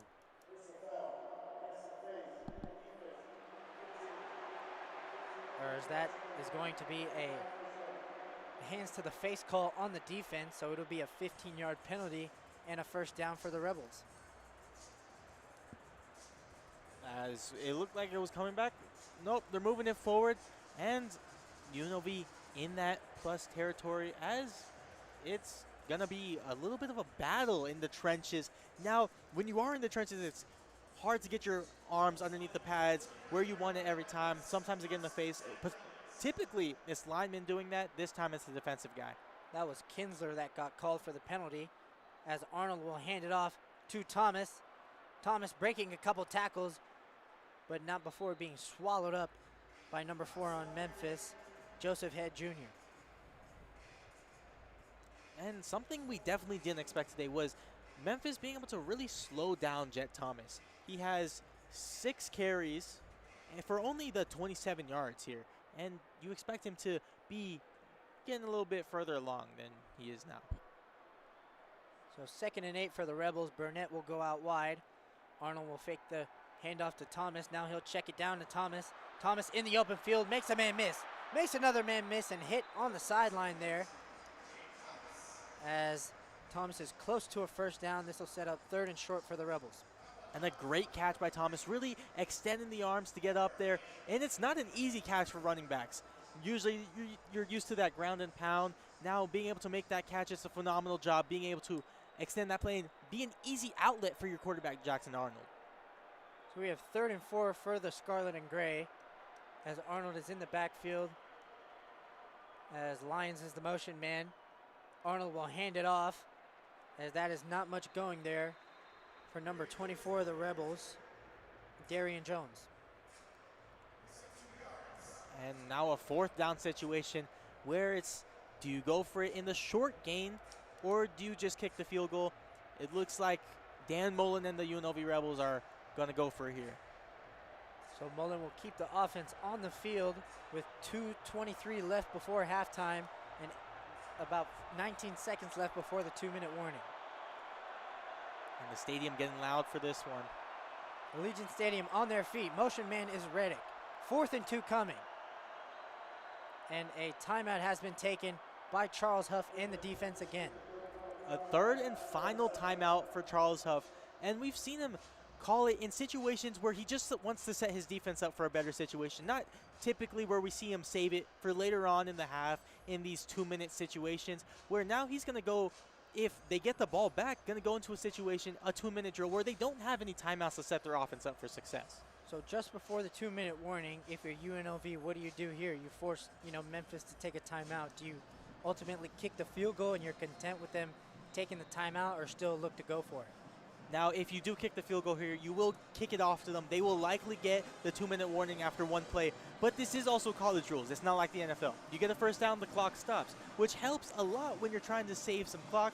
So if I'm the Rebels, I'm going to go for it. As Mullen talks with Arnold on potentially a big play here just before the end of the first half.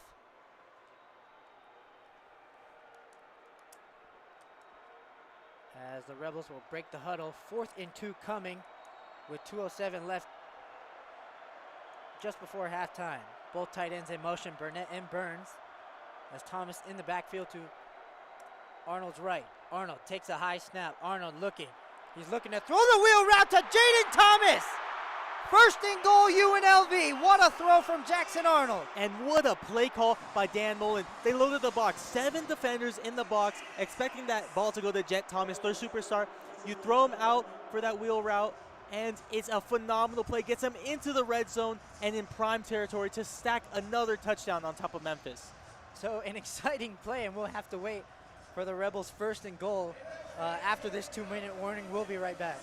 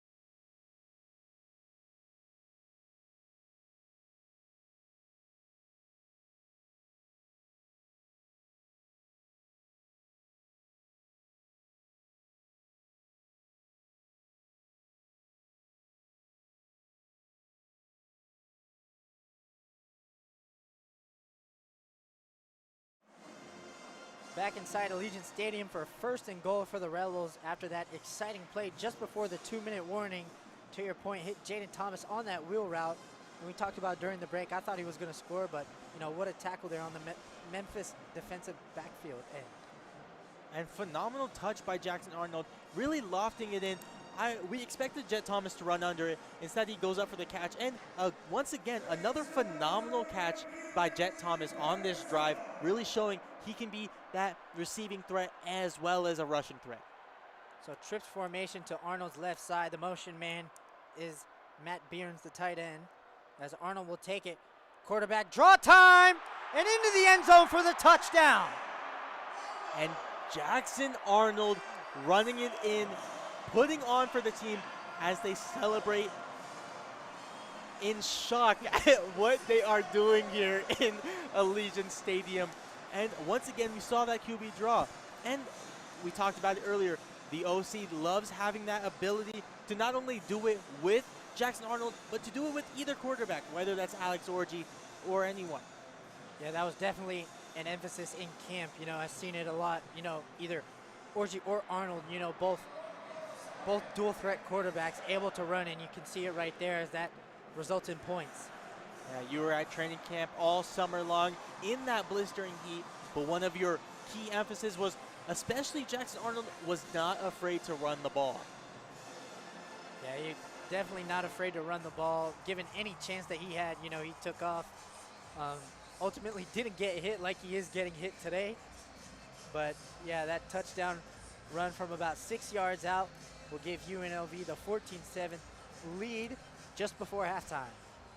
And we talked about that 6-0 stat when they're at when leading at halftime, scoring first, looking to stack the good fortune for UNLV, and if they can do so, potentially get something big here.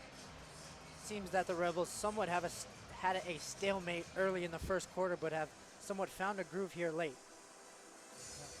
And we saw once UNLV scored, Memphis answered right back with an electric drive, really pushing the pace, throwing it down the field. Now they're looking to answer back once again and let the shootout begin. Looking to score 21 points in the second quarter after zeros. This is the game we expected today. UNLV will definitely look to, you know, hold it down on the defensive side because Memphis did defer to the second half. We'll get the ball back at the second half kickoff. And you got to ask the question if you're UNLV. You talked about both quarterbacks playing, but with the way Jackson Arnold is playing today, do you really bring in Alex Orji and risk this game going a direction you don't want it? You saw the time it took Jackson Arnold's offense to get going. You don't want that to happen again. So Marcus Stokes in the backfield trying to answer back after a Jackson Arnold quarterback run that made the score 14-7. Stokes stepping up and has a lot of room to work with. He'll throw it, and that is caught as that is going to be a fumble and recovered by UNLV. As there's some extracurricular going on, but it looked to be a fumble on the field. And when he threw that ball, he was dangerously close to that line of scrimmage. So it'll be interesting to see what the call is here as the refs are huddling together to talk about it. Stokes was looking to hit Dallin Hayden, the running back, who was out wide, as that was a nice peanut punch there by both UNLV defenders. And, of course, UNLV would love to keep that fumble, but it'll be interesting to see if they mark him down where he threw the ball. And we see Dan Mullen talking to the refs as we look to hear the call. So UNLV did recover that fumble, and an illegal forward pass called on Marcus Stokes of the Tigers. That is the first turnover of the 2026 season. And the Rebel bench and Allegiant Stadium is getting loud as they just got the ball back, and you can see them chanting at the crowd, getting them hyped as this defense is making waves. So Tychon Chapman will be charged with that fumble, as that is a costly one just before halftime, and UNLV ultimately gets another drive on offense after scoring the previous time. And now Jackson Arnold will once again step out, and now they have a chance to go into halftime, not just leading, but leading by double digits.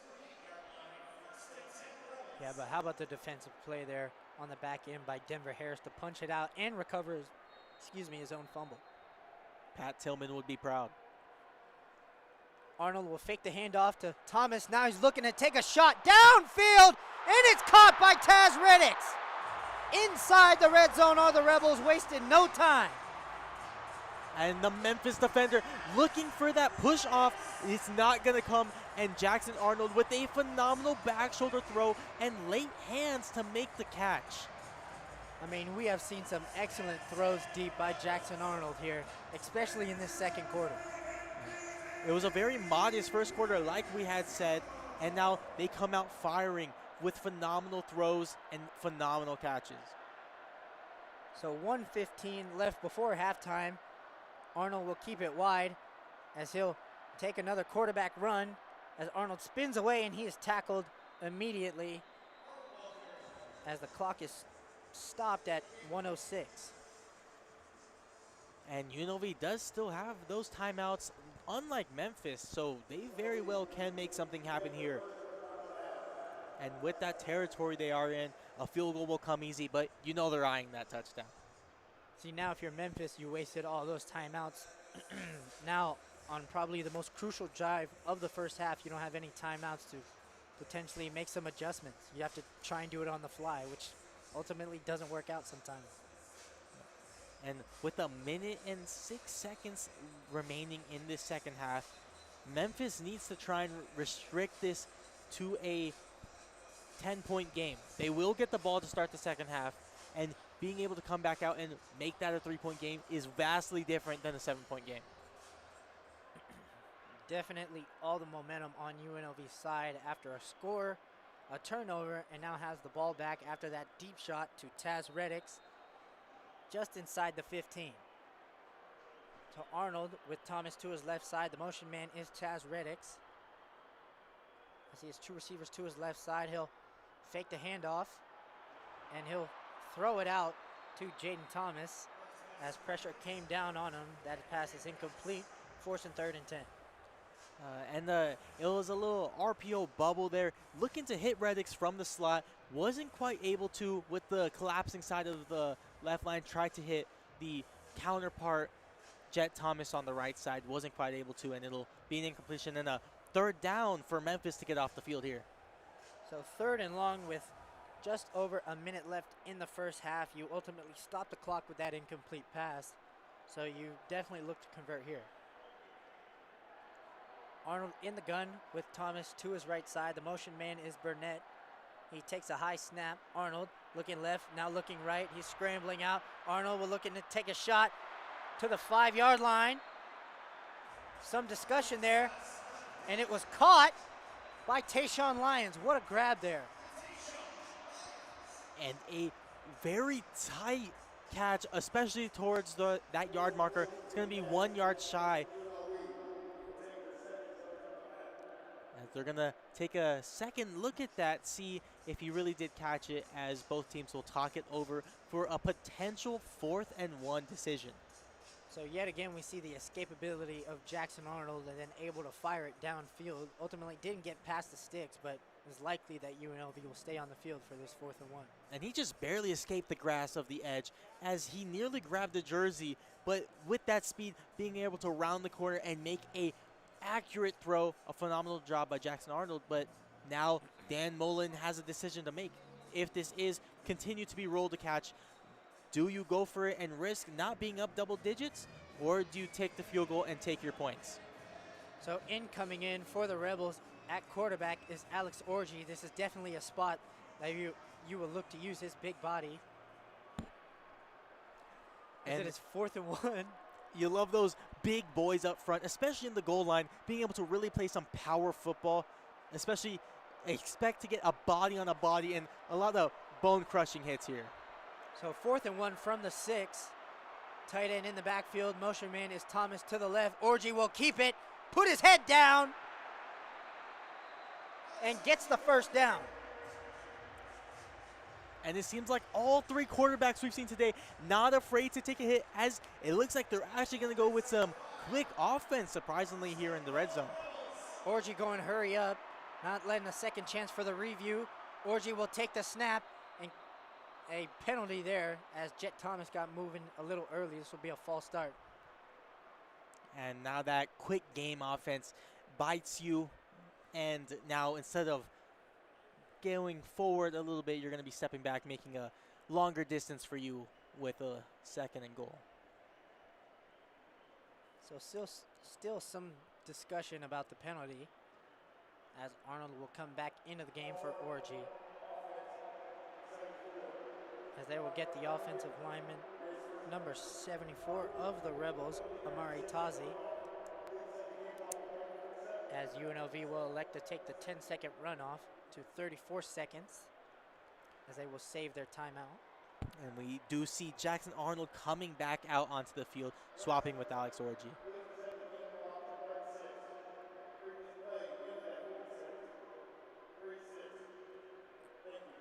So play clock reset, the game clock reset to 36 as Arnold checks back into the game, and the clock is running here. Arnold will hand it off to Jet Thomas. Thomas makes a move as he is tackled quickly at about the 6-yard line. That'll set up second and goal. And UNLV will use those timeouts that they have to rethink it over, as now we enter 2nd down, 2nd and 8 that was their last and final timeout. Now you get into a dangerous situation where you can no longer stop the clock. You're tackled in bounds. This clock is going to run, and you're going to need to get to the line fast. And we saw it earlier when they tried to go hurry up offense with Alex Orji in. It hurt them in the end with a false start. So 2nd and 6, we will be back with the conclusion of the first half. No, we won't. We will stay right here. Got a ton of action. Not quite ready to send you away yet. We're going to wait the 26 seconds before halftime. We want to keep you here, not letting you free quite yet. So from the 6, 2nd and goal, Arnold looking to score once again. Last drive he scored on a quarterback run, potentially this time through the air, as to your point, the clock will roll. No timeouts left for both teams. Burnett, the tight end, in motion. Arnold takes the snap. He's looking left. Arnold, pressure coming. He'll check it down to Burnett as he is tackled for a loss at the 15. And a disaster of a play for the Rebels. Not what you wanted. Tackled inbounds and a massive loss. And now you have to hurry up, and it looks like they may spike it here. Arnold with 6 seconds, 5 seconds will spike it, as that'll likely bring out Ramon Viala and the kicking team to potentially make this a 2-score game. Not at all something you want to see. It looks like they wanted to get a one-on-one on the left side of the field, and that was their all or nothing. If that was not open, they were going to settle with a field goal like we are seeing, but that was dangerously close to losing all the time you had. So Ramon Viala with a 25-yard attempt on the way to potentially make this a 2-score game. That kick is up, and it is no good. So Viala misses that one, and we will head to halftime, 14-7. Rebels up 7, but ultimately miss that field goal and miss out on points at the end of half. And a bit of a shock. You wanted to go up double digits. You lost that game to settle with the field goal, and it wasn't exactly a long field goal. You missed it. Nothing of what you wanted to see, as we see Memphis heads to the locker room. UNLV stays on the field to hear a word from Dan Mullen and really rally the troops together.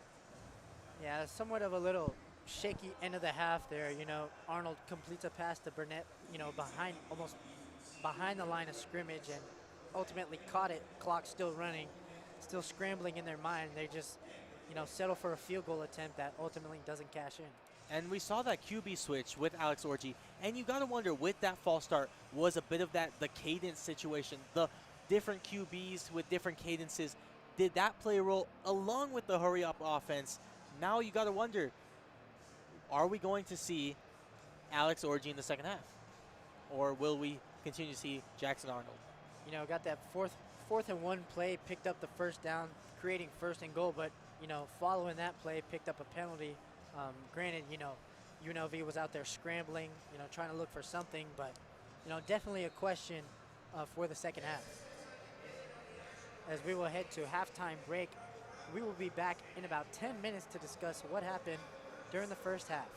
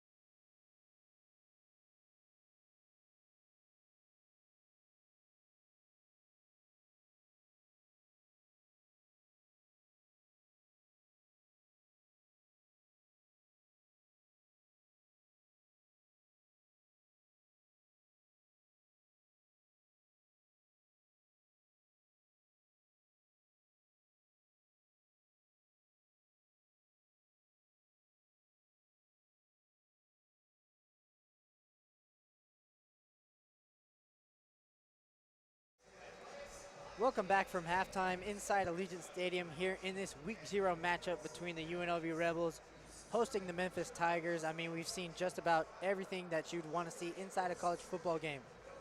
Absolutely. And we did expect a high-powered matchup coming into this. Not quite what we wanted in the first quarter. Second quarter, we saw a lot more. The fumble and the missed field goal kind of stumped things going towards that high-powered. But we got 21 points going towards that 56 over-under. All you bettors out there in the capital of Vegas money line. There you go. Who knows what we'll get in the second half. Likely we'll get a more firepower, but we talk about that missed field goal. It hurts the Rebels a lot. Now Memphis will get the ball back and has a chance to tie it instead of being down at 3 or 7 points. Yeah, but granted, they got down there following, the turnover, fumble recovery by Denver Harris, to get it down there, and then, to not get any points, and you give Memphis, the ball back following this second half kickoff for a chance to tie. And we talk about that short drive after they got that fumble recovery. It was quite an unorthodox one. We saw Alex Orji come in for a couple plays. We saw those ill-advised penalties, and we saw that questionable last play that went for a big loss and resulted in a short clock at the end.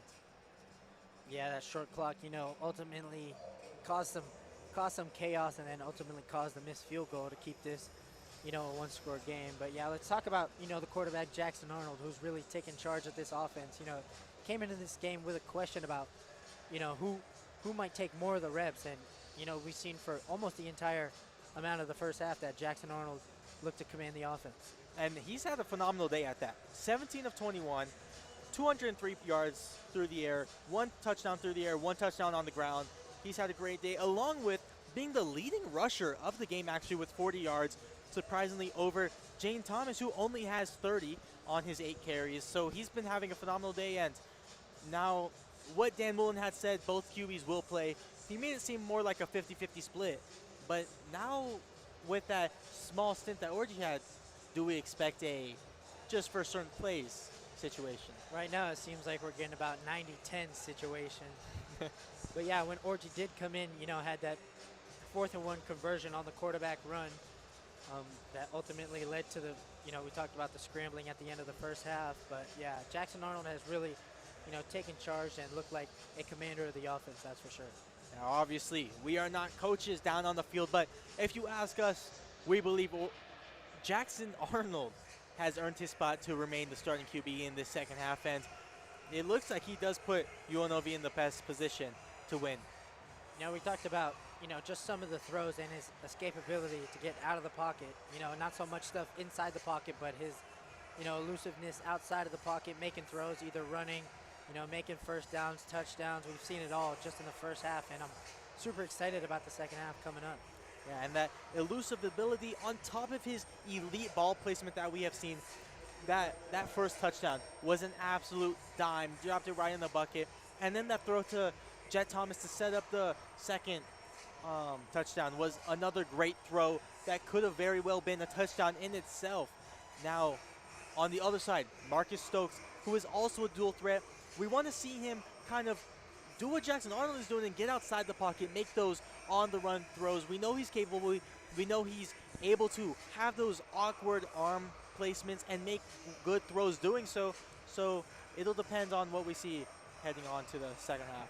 You talked about Jaden Thomas in the receiving game, but what do you think he has to get going here in the second half? Either, the offensive line or just, making those reads as running back better.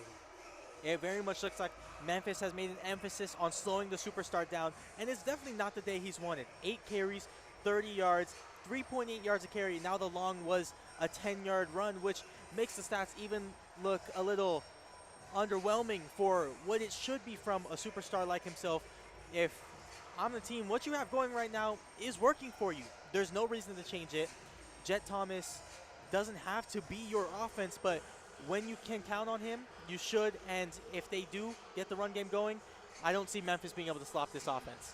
And how about UNLV's defense, to come out here and perform in front of the fans, outside of that one drive where Hunter Tipton scored for Memphis, being their only scorer. I mean, they look ultimately superb. And going back to last season, that was a big question um, leading into last season. But yeah, now you have some stability, on the offensive side, but more importantly, the defensive side to hopefully not let up a lot of, big plays or a lot of high-scoring games like they've seen a lot last year. Yeah, that defense, having those returners, being able to really mesh together is quite the opposite of what we saw from this defense in their first game last year. They gave up 10 points in the first quarter. Now they hold it strong, 0 points, only letting up the 1 in the second quarter. Now, this is a team that really needs to keep it together. You can't ride the highs. You got that fumble. You can't ride that high. You got to become level-headed. When you come back into the second half, it's 0-0. You're still fighting for that win. And when Memphis gets the ball to start the second half, you can't let them get going on you. You got to hold strong.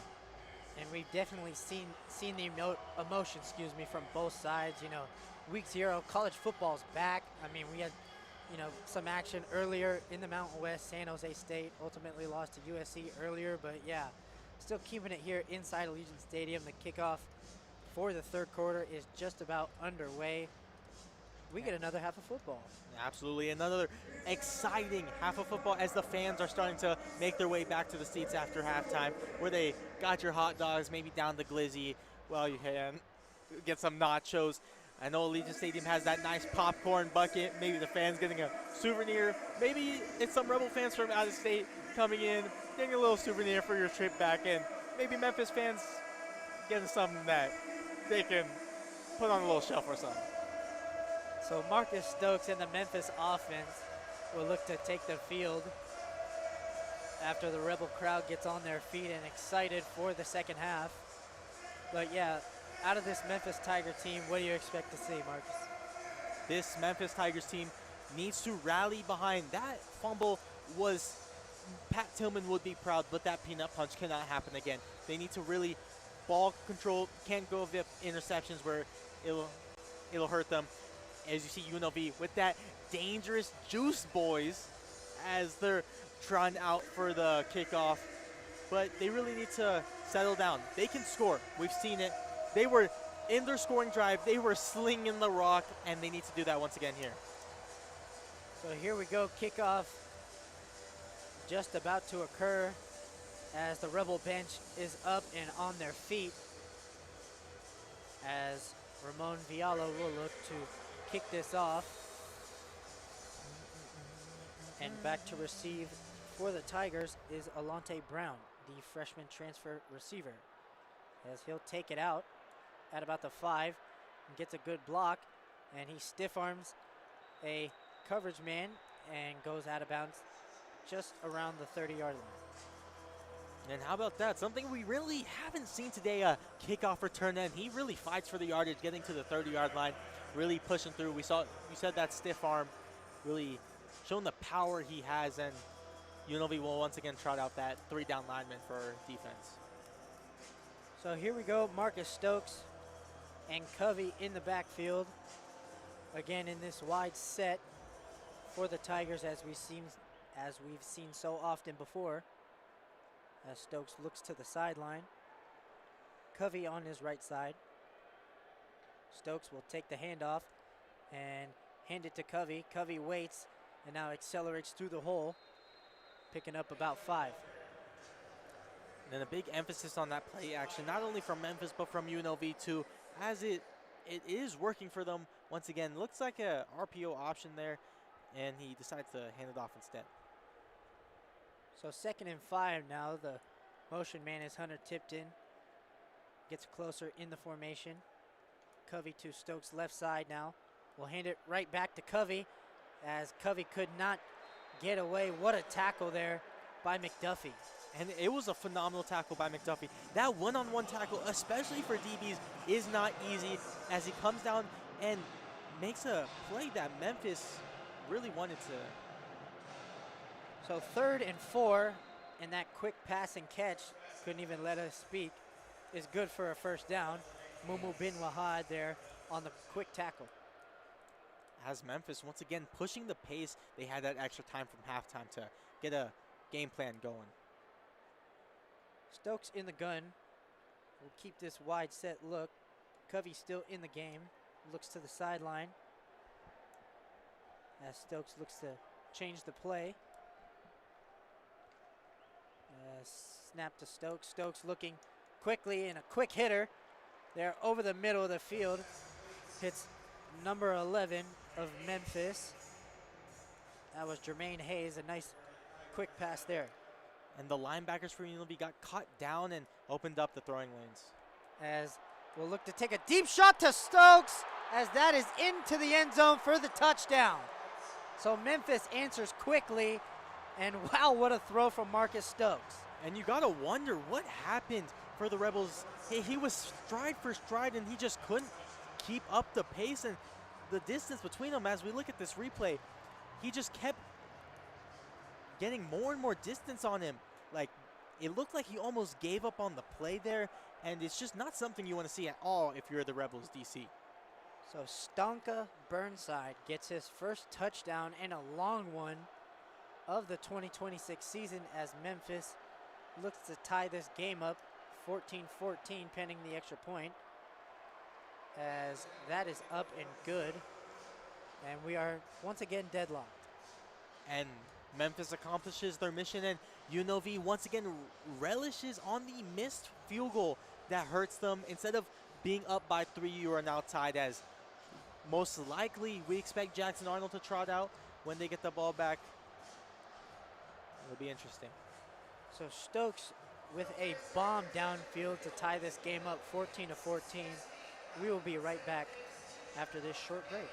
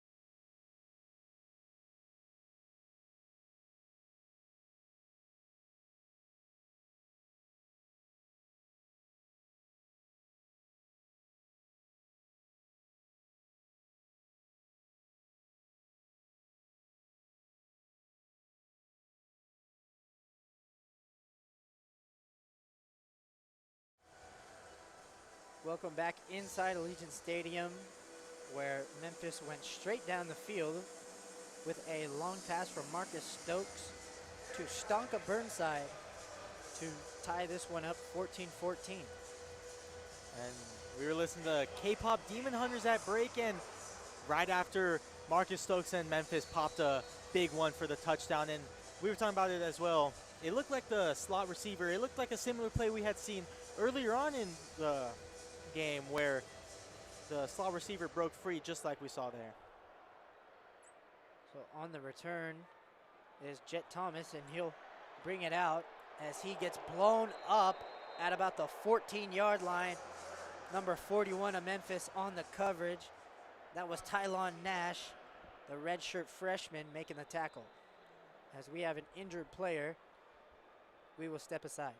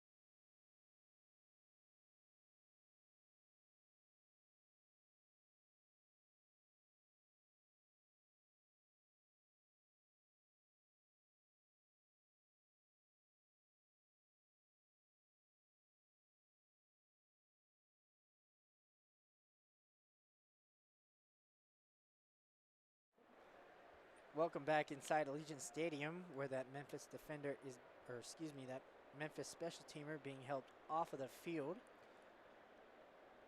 But yeah, what a play coverage-wise by the Memphis team to get down there and literally smack Jaden Thomas. Yeah, it was a big hit. You heard it. The crowd going, gasping at the hit we saw, and especially not something you want to see your star player take. Like, taking that big of a hit is really not something you want to see. And you see the chaos here as a Memphis player goes down.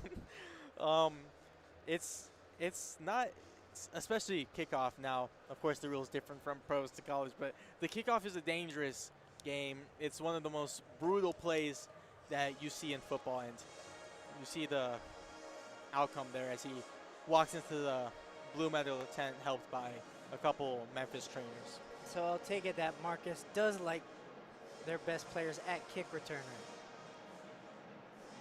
No, I do not like my best player at kick returner. I would prefer Jet Thomas not take a big boy running at him 20 yards with a 20-yard head start. So personally, although college is a different game than the pros, I would prefer he not take that hit. He looks to be fine as the UNLV offense will take the field. They'll break the huddle with 13:03 left in the third quarter after Memphis tied the game up 14-14. Jet Thomas in the backfield to Arnold's left side. Motion man is Burns, the tight end. And Arnold takes the high snap as he rolls out to the left side. Pressure coming down. Arnold will just have to throw it away. And there's that escapability, being able to run, just run away, really. Run away from the defender and get a incompletion versus a 8-yard loss.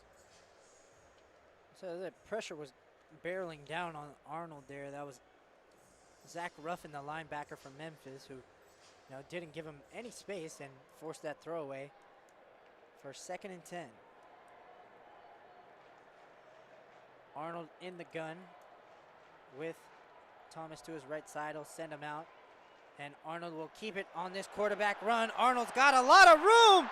Arnold to the 50, to the 40, cuts back down the sideline. He's out of bounds past midfield and almost deep into Memphis territory. What a explosion from Allegiant Stadium and from Jackson Arnold. He saw the open lane and just took off. It looked at one point that he would take it all the way. Memphis doing a good job to close it in, make him run towards the sideline, use it as their friend, and avoid what could have been a explosive 80-yard run for Jackson Arnold. As Arnold gets a hug from the coach on the sideline there, almost a 40-yard run to flip the field for UNLV. And basically doubling his total in one run. Arnold will go under center. He'll hand it off to Jet Thomas. Thomas on the outside, a nice stiff arm on the edge. Thomas down to the 20 and barrels the defender over. Down at the 21-yard line, what a run by Jet Thomas. And how about the ground and pound getting going for UNLV now as he dribbled a grown man with his arms and puts his shoulder down to get close to the first down as we see a 2nd and inches. That was Anthony Richard Jr. I'm sorry. That was not even fair. Well, Arnold under center again. Thomas in the backfield. Motion man is Beasley, the tight end. Arnold will hand it right back to Jet Thomas as not a lot mustering there. A modest gain of about 2. That picks up a first down. And that's all you need. Jet Thomas, we seeing those carries given to him now in the second half, as that is his 10th carry of the game, and they're looking to get him going here in the second half after that big hit on the kick return. Maybe that got him going. Maybe he just needed to take a big hit to settle into the game. Well, the Rebels inside the red zone for the first time of this second half. Arnold in the gun, looking to run right. Arnold trying to make something happen. He is tackled for a loss. Memphis Tigers not fooled there. And Memphis adapting to Jackson Arnold. It looked like they had a QB spy there. Not going to let him get away with another big run, as he's pulled off 2 in this game so far. So 2nd and 12. until your point, that long Jackson Arnold run that got him down there in the first place has set him up greatly, but UNLV really looks to cash in. That 54-yard dash. So 2nd and 12 now for Arnold as he's in empty. Arnold looking left. Arnold looking to take a shot in the middle of the field. That's Caden McGee with a stiff arm, and he's into the end zone for the touchdown. Caden McGee, a returner from last year, gets his first of 2026. It doesn't matter if you're a running back for the Rebels or a wide receiver. They are dribbling Memphis defenders left and right as UNLV will once again hop out in front of Memphis. As Caden McGee flexed the muscles, he definitely, to your point, dribbled that Memphis defender. And now on for the extra point is Ramon Viala.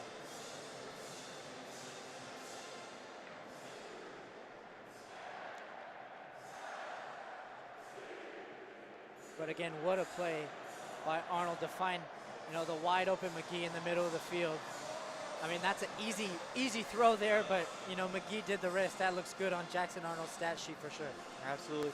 And we look at this game now, that first quarter, a little bit of a slower pace, a little bit of a lulling you to settle into the game, and we come out in the second quarter, fireworks, 21 points scored there, and now after just 2 drives, we see 2 touchdowns, and you can definitely say the lights are bright in Vegas.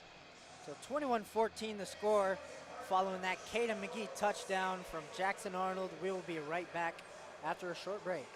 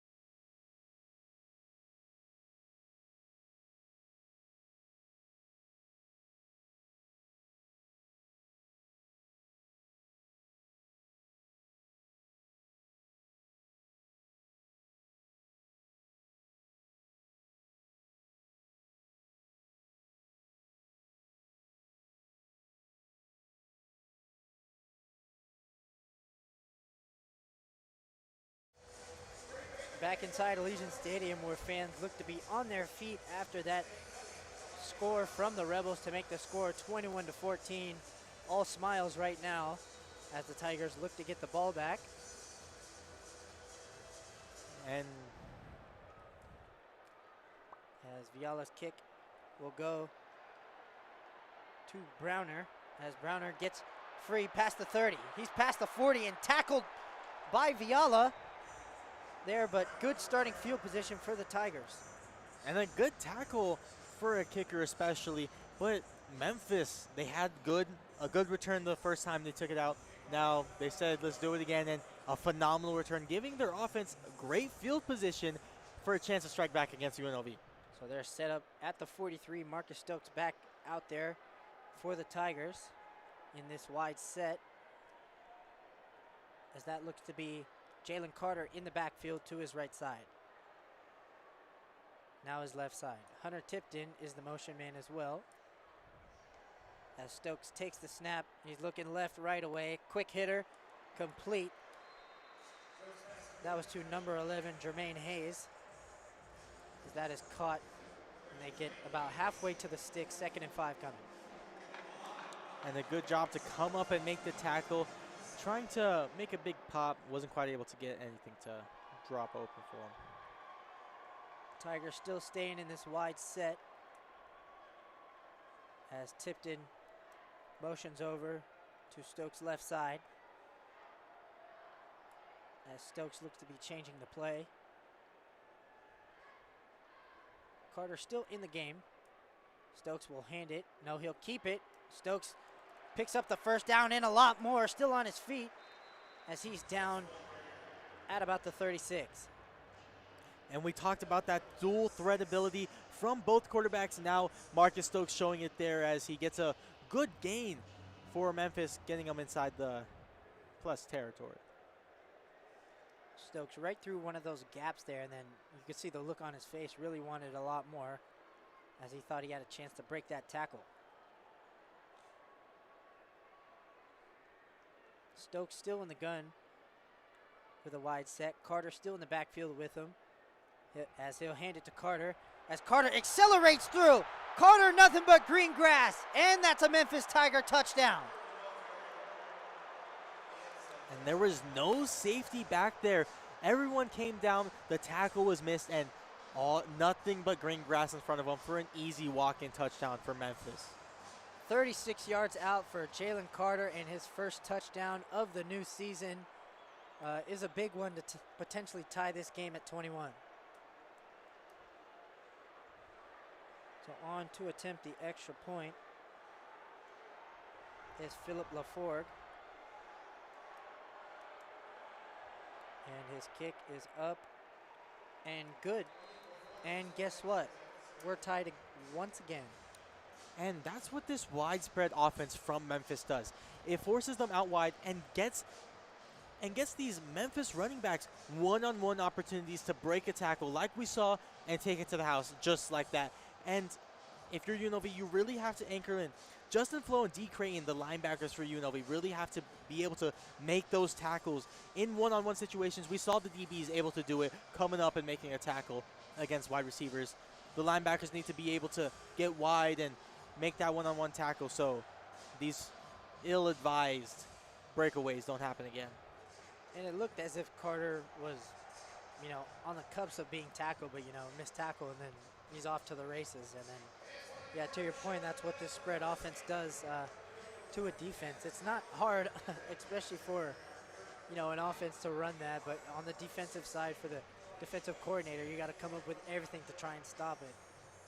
And we saw them run that 3 down from the start of the game to try and counteract that with a 3-4 type defense, and didn't really work there as they're going to make some readjustments for the next time Memphis trots their offense out there. Now coming back onto the field shortly is Jackson Arnold. What a debut he's had here in the Mountain West. We talked about it multiple times. 2-time starter at Oklahoma, then Auburn in the SEC, probably the most prolific conference in college football. If you're a Big Ten fan, sorry about that. Might say otherwise, but yeah, we talked about just how much experience he can bring to a conference like the Mountain West, and he's definitely shown it off here today. Yeah, and as we've seen throughout this third quarter, it has been the Jackson Arnold show. We have not seen Alex Orji for a drive yet, as the kids in the crowd are definitely getting hyped, but as they trot on for the field goal in a fireworks show that has been the third quarter, as we are tied up at 21-21 after a 0-0 first quarter. Who would have thought we'd be here? Yeah, we're getting really close to that, 52 and a half? 56 and a half line for all those Vegas bettors out there. Getting pretty close to that. We're at 42 right now. A couple more scores and we'll be right at that line. So on to kick is Laforgue, and back to receive is Thomas and Glover, as Thomas will smartly let this one go through the back of the end zone for a touchback, and out comes the UNLV offense. And previously we saw McGee catch the 21-point total touchdown for the Rebels, and that was actually his first catch of the game. And how about a first catch to get you going, a 22-yard strike for a touchdown to put your team up. So UNLV on the field at the 25-yard line with 8:38 left in the third quarter. Look to get back to work.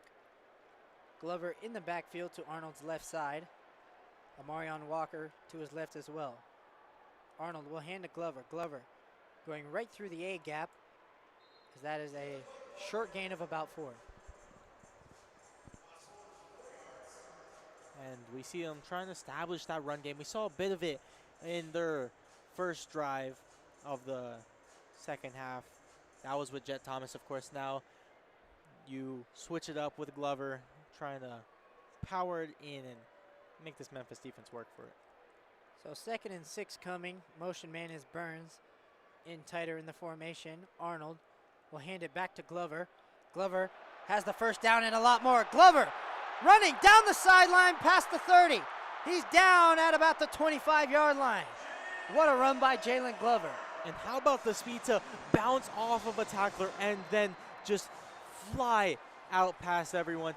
It's a phenomenal job by Memphis. I thought he was gone, but the Memphis defender able to track him down, avoid another touchdown that could have been a long gain for the Rebels. And back-to-back drives where it's a big rushing gain for them to get into a very nice area. Yeah, back-to-back drives where the Rebels have flipped the field. Last drive, Arnold did it. Now Glover doing it. Both on the ground. But 1st and 10 from the 27. And Dan Muller looked to take a timeout. But yeah, what a run to your point by Jalen Glover to bounce it outside and start accelerating, putting it in horsepower down the sideline and getting it, flipping the field. And they are just outside of the red zone. And he hasn't carried the ball much, up to basically 0 yards before that big dash. And now he jumps up with Jackson Arnold and Jane Thomas, who are the rushing leaders of this game. Of course, Jackson Arnold at 92, Jane Thomas at 45. And after that big gain, now they sit atop UNLV. So we talked about how, Glover can complement, obviously the workhorse of the offense, Jaden Thomas, and he shows it off right there.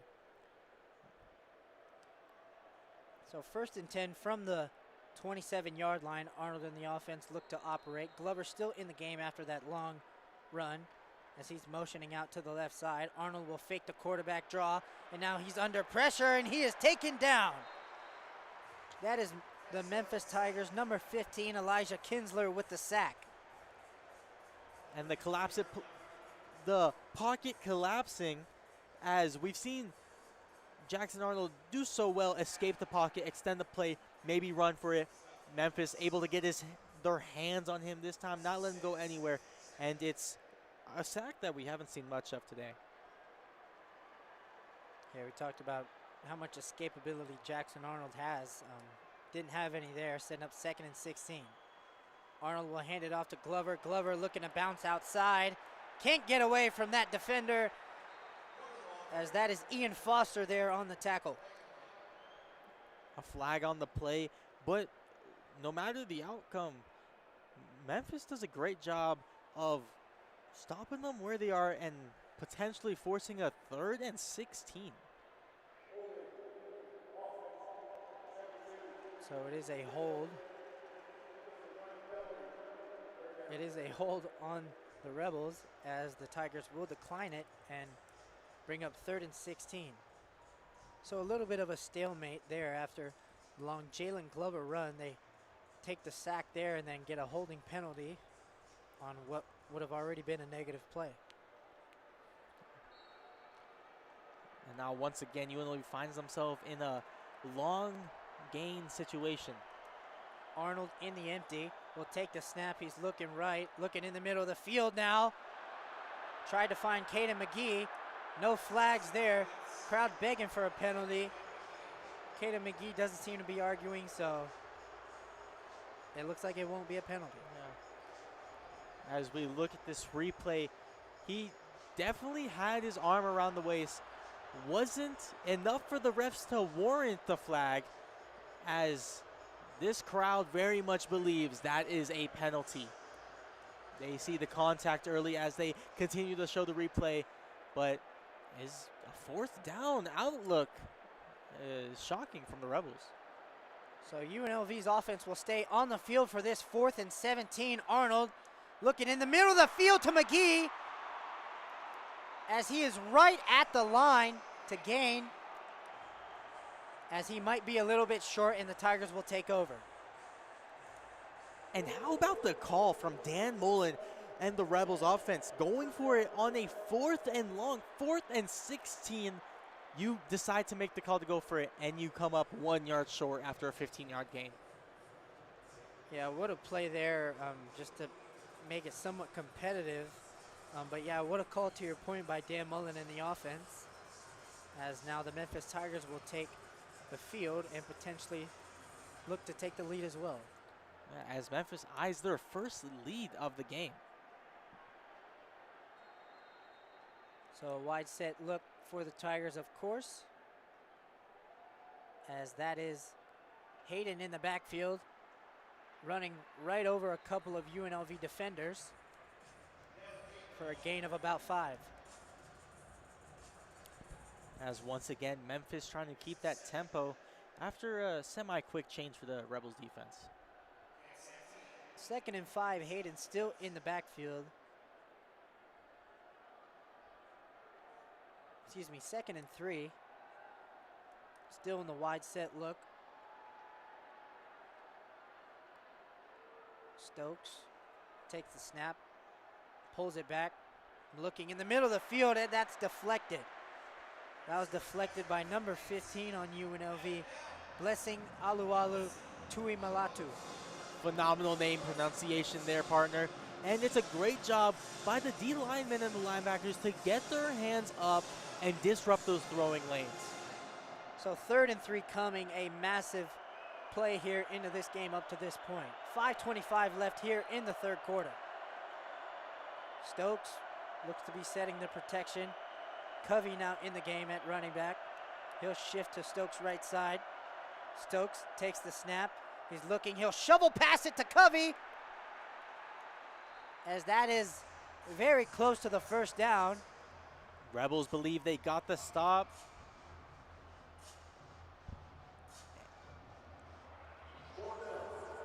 And it will be 4th down. So what a tackle there, by a group of UNLV defenders. Conti was there, that really stonewalled him. And that's going to force a Memphis punt. They were originally lined up for the 4th down conversion, and a quick switch to the punt with the play clock running. So 4th and 1, as this punt is a good one. Back to Irvin, who fields it just at around the 30. And I will say a great job by the special teams coordinator to be ready with the return guy to switch out there. They lined up. As we have a personal foul, unnecessary roughness, that'll give Memphis a 1st down. I'm not really sure what happened, but... And a shocking turn of events, as instead of a punt going to UNLV, Memphis's offense will trot back out onto the field. Not entirely sure what occurred, but Memphis has the ball now. As Dan Mullen and Charles Huff both talking to referees, trying to figure out what happened here. Dan Mullen is very close to the hash marks, negotiating with that referee. He's getting ready to walk out to the middle of the field. He wants to know what's happening. Now he's about at the very getting about halfway to the hash marks. Mullen still negotiating. The ref leading him off the field now, as it looks like they're actually going to go back on what they called, as both the Rebels defense and Memphis offense walks off the field. So a big mystery as we look here. It's still week 0. Referees still trying to get settled into the season. But we've seen a change of possession 3 times in the last minute. As Dan Mullen does not look happy whatsoever, shouting at the referees as officially the Rebels offense will trot back out onto the field. So here we go. Arnold in the offense after heavy discussion. Mullen, I guess, did some convincing. And now the offense has the ball as they look to potentially take the lead. Arnold with Thomas to his right side. Motion man is Peyton Zachary, the freshman, in the slot. Arnold will pull it back and hits Peyton Zachary and makes a nice grab as that pass was behind him. But that is good for a first down. And how about that play call? A little bit of that slow-paced Purdue action where they waited to hand it off or throw it. So UNLV going hurry up. UNLV, will pull it back again as that is incomplete. Nice coverage there on the back end by Richard Jr. And I'm not quite sure if you can hear the crowd through our microphones, but nothing is happening, I can assure you. It is just the crowd getting hyped for a wave that has made a round a couple times throughout the stadium. And it's still going strong here as it is 2nd and 10 at about the 31-yard line.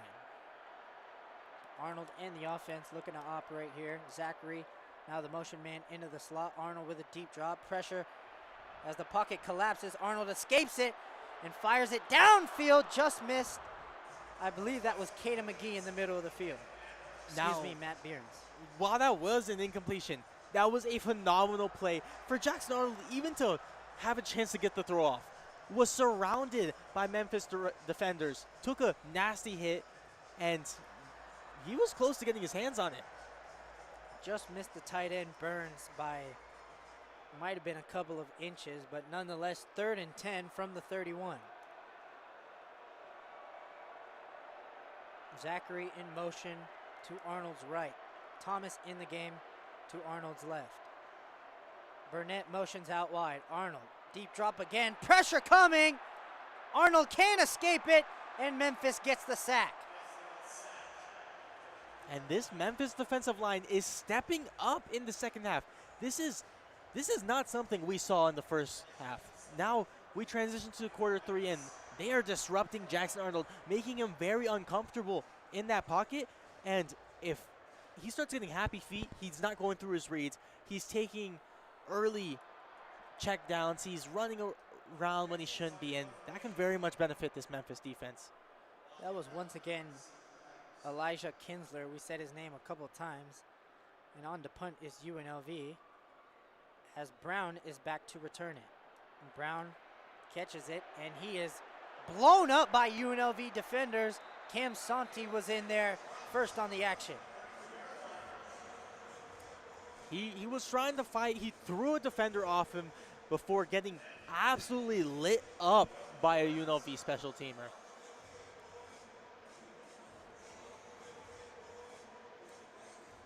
Nice coverage there by UNLV special teams. And now the Memphis offense will head back onto the field with good field position starting at the 33-yard line. And hoping to avoid a 3 and out like they just saw Jackson Arnold and the Rebels offense take. In the backfield is Covey to Marcus Stokes' left side. Still in this gun set. Stokes will fake it. Now he's looking right. Throw on the sideline is low and incomplete. Not an accurate pass that time. And this is something that Marcus Stokes has to clean up. We've seen this throughout the entire game. These low throws that result in incompletions. And it's not just a low throw. It's not even giving his receivers a chance. Like, at least you got to give them a chance to die for it, even if it is a bad throw. But that is just not something you want to see. So 2nd and 10 for the Tigers. Still in the same gun wide formation. Tipped in now has made his way into the backfield along with Marcus Covey. And now he'll hand it off to Covey as Covey is blown up for a short gain of 1. 3rd and long coming for the Tigers. And the Rebels playing physical defense and group tackling. It's a phenomenal job. As Marcus Stokes will step up and run. He's got a lot of room, as that is a nice tackle by Jake Pope. A quick snap from Memphis, but there are some flags deep in the secondary. As that is a illegal substitution play on the defense of UNLV, as Dan Mullen is yet again negotiating. And that quick tempo offense working out for Memphis there. So Memphis from the 47-yard line with a 1st and 10 with 2.5 left in the 3rd quarter is knocking on the door of a potential scoring drive. Stokes will hand it off to Covey. Covey cutting right up the middle before being bottled up by multiple UNLV defenders. And another piece of laundry on the field.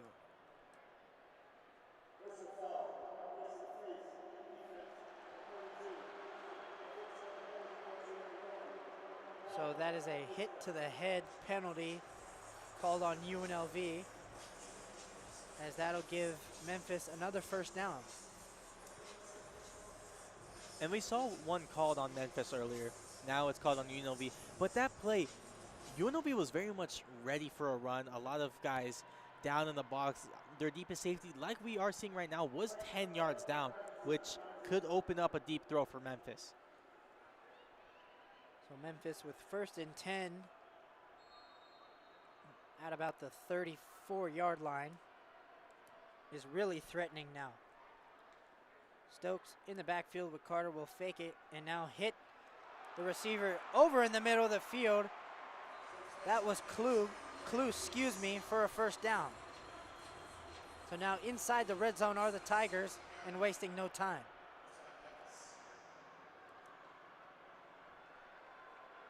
Stokes still in the wide set with Carter to his right side.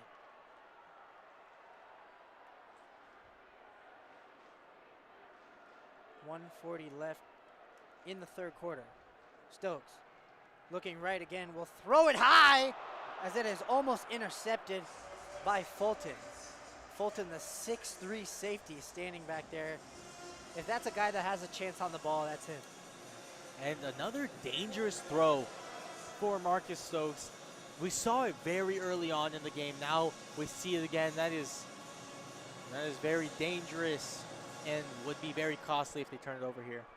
So 2nd and 10 and with 1:32 left in the 3rd quarter. Stokes and the Tigers threatening inside the red zone of the Rebels. Stokes will keep it as he is blown up by Jake Pope. And Jake Pope just fired through the line and absolutely assaulted Marcus Stokes. Gave him nowhere to go. Just wrapped him up with a big old bear hug and pushed him back for a 3rd and no gain. So we've got 3rd and long. Allegiant Stadium on their feet, getting loud as this is a big play here late in the game. 3rd and 9 coming for the Tigers. Stokes looking right, looking to take a shot in the end zone. Incomplete. No flags anywhere.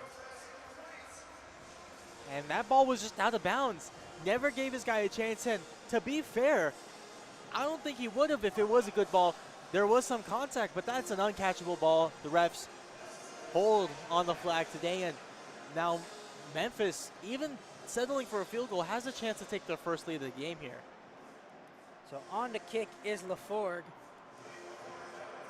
from about 25 out to potentially take the lead for the Tigers.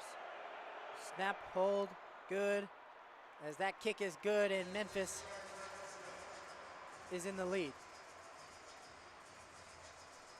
And Now, with a 3-point deficit for UNLV, you can't help but think back at that missed field goal. Instead of a tie game, you're down 3. Now you have to go back out there after back-to-back punts for UNLV. Now you have to go back and put together a drive after seeing Memphis do it so effortlessly until the red zone. So Memphis takes the lead 24-21 with 43 seconds left in the third quarter. UNLV will desperately need an answer, possibly on this drive.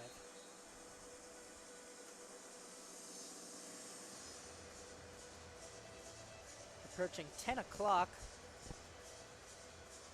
Pacific time here in Las Vegas. A lot of people on the East Coast are probably asleep, but from KUNV, I guess we have a lot of listeners everywhere. So grateful to have you guys listening in. As I've mentioned it before, college football is back. I'm super excited. Football being back in general equals good times. As once again, a touchback, and I am grateful for it, as that means your 2 starting running backs are not running it out for a kickoff and potentially taking a big hit. So back on the field, facing a little bit of adversity are the Rebels and Jackson Arnold, looking to command the offense as they will start from the 25-yard line with under a minute left in the third quarter. Jaden Thomas to Jackson Arnold's left side as Burnett will motion out wide. Arnold will fake it to Thomas. Arnold now sets his feet, looking in the middle of the field as he missed Taz Reddix, as that was almost intercepted by a Memphis defender. Yeah, and almost through the hands. Very dangerous after it hits those hands. Not too many nights ago, we saw in this stadium Fernando Mendoza throw an interception after a tip ball. Luckily, Jackson Arnold gets away with just an incompletion here. So trips to Arnold's right side as Irvin motions to the single side. Arnold takes the snap. He's looking right. Pressure collapsing. Arnold flushed out to the right side as he lowers his shoulder as he's going best against best there. Ian Foster there on the tackle, but picks up 2 yards. And takes another hit, but a great job by Memphis, which we haven't seen much of, really running with him, stretching him out, and holding him to a short gain after a scramble. So 3rd and 8 coming as the third quarter is winding down.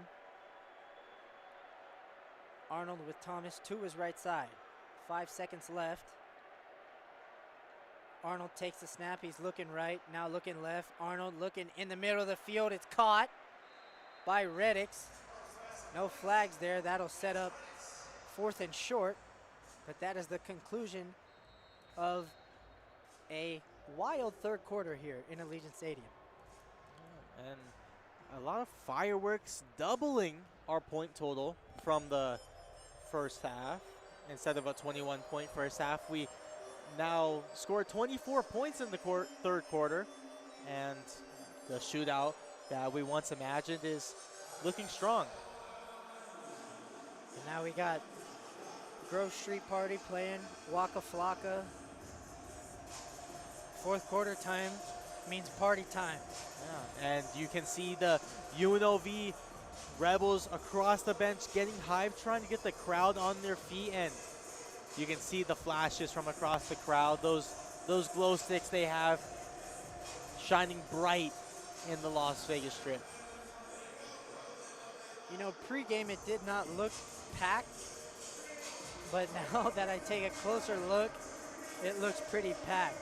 Shout out Rebel Nation for showing out here on week 0. You can even see that student section on the ground level looking pretty full too. You know they're getting hyped per usual. So 24-21 up to this point. 4th quarter just underway as the t-shirts are being tossed to the fans, as we will be right back after this short break.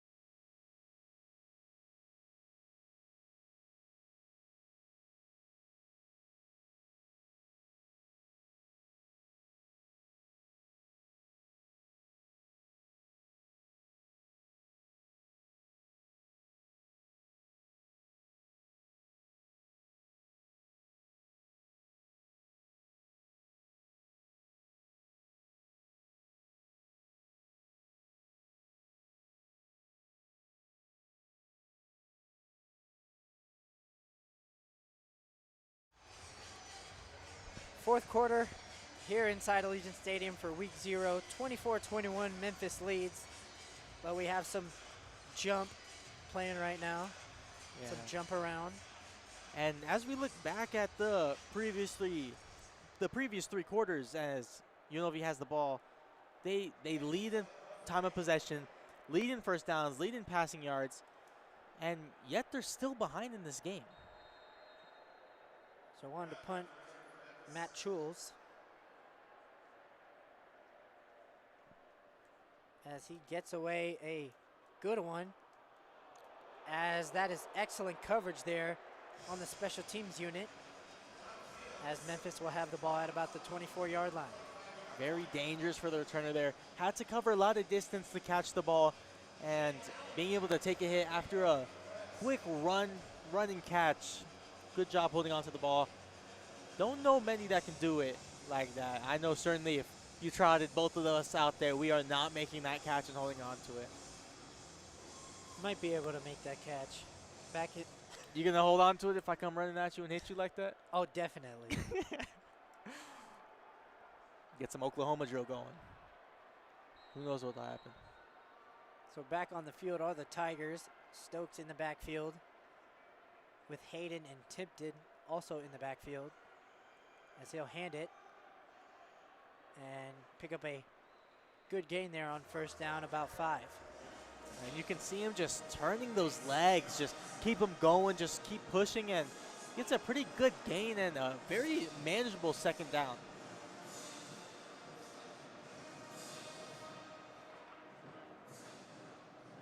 So Carter still in the backfield for the Tigers, this time to his right side, as the Tigers look to potentially put this one out of reach here. Stokes pull it back and hit his receiver. That's Haynes, as he is past the 50 and down to the 40 for a Memphis Tiger first down.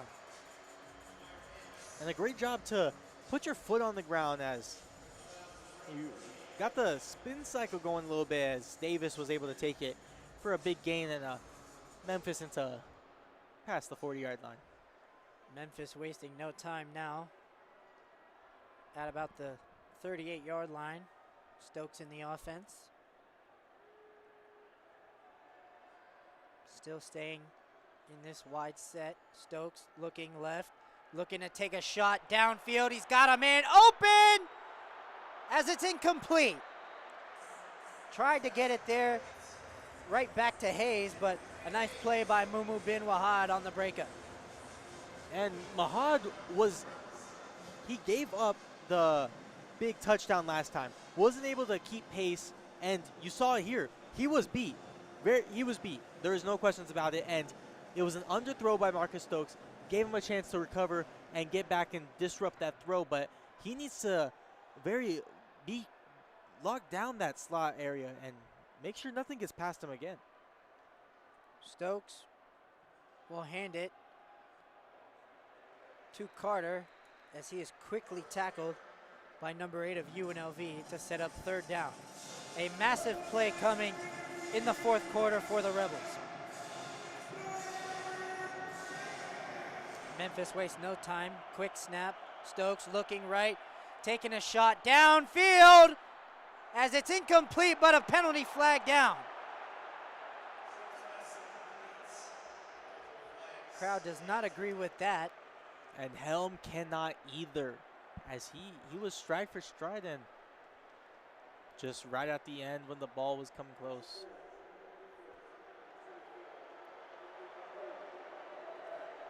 So this will be another first down for the Memphis Tigers,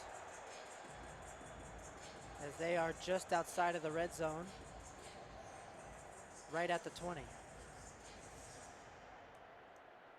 Seen a lot of penalties from UNLV, a lot of pass interference too, a lot of times where they've desperately looked to break up passes but get caught. That was UNLV's 7th penalty on the day.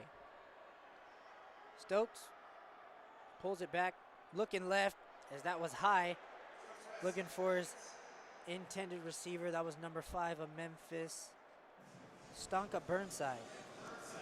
Looked like he tried to get a one-hand grab. Unfortunately, Not college football, not going to get that catch today, and it'll fall incomplete for a second down.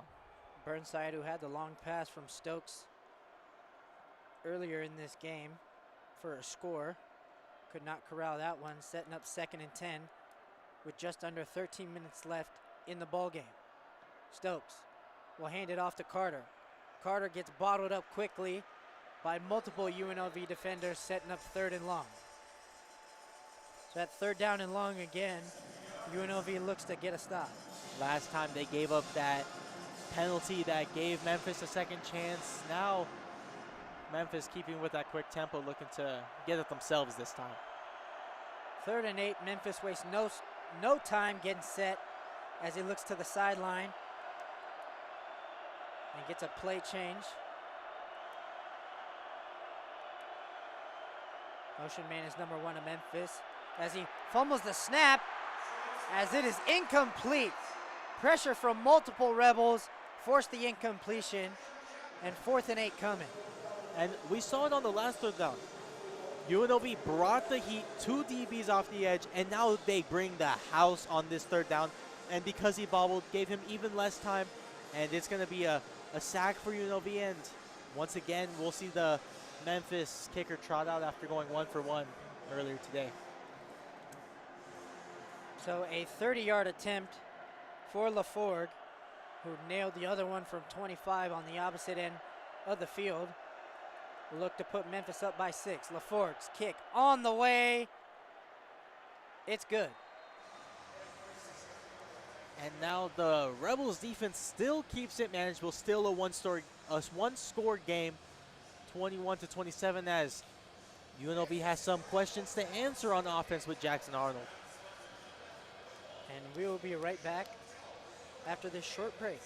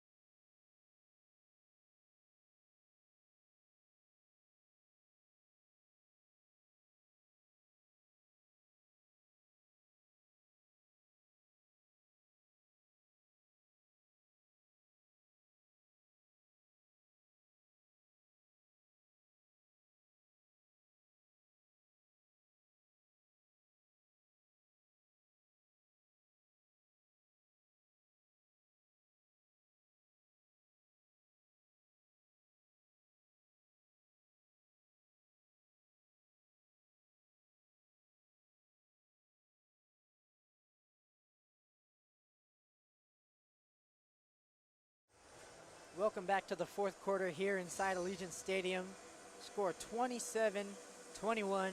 Memphis on top after that field goal, that 30-yard field goal from Philip LaForgue, you guessed it, transfer.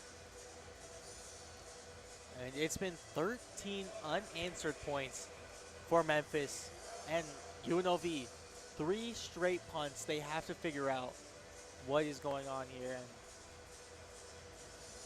so back to receive is Caden McGee.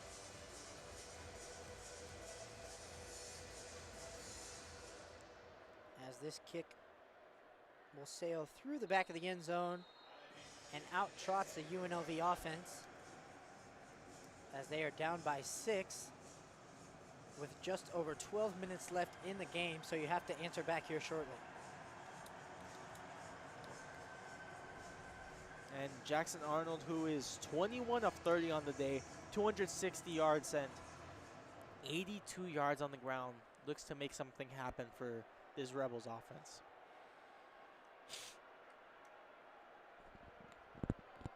Arnold from the 25 with Glover to his right side will send Burnett out wide.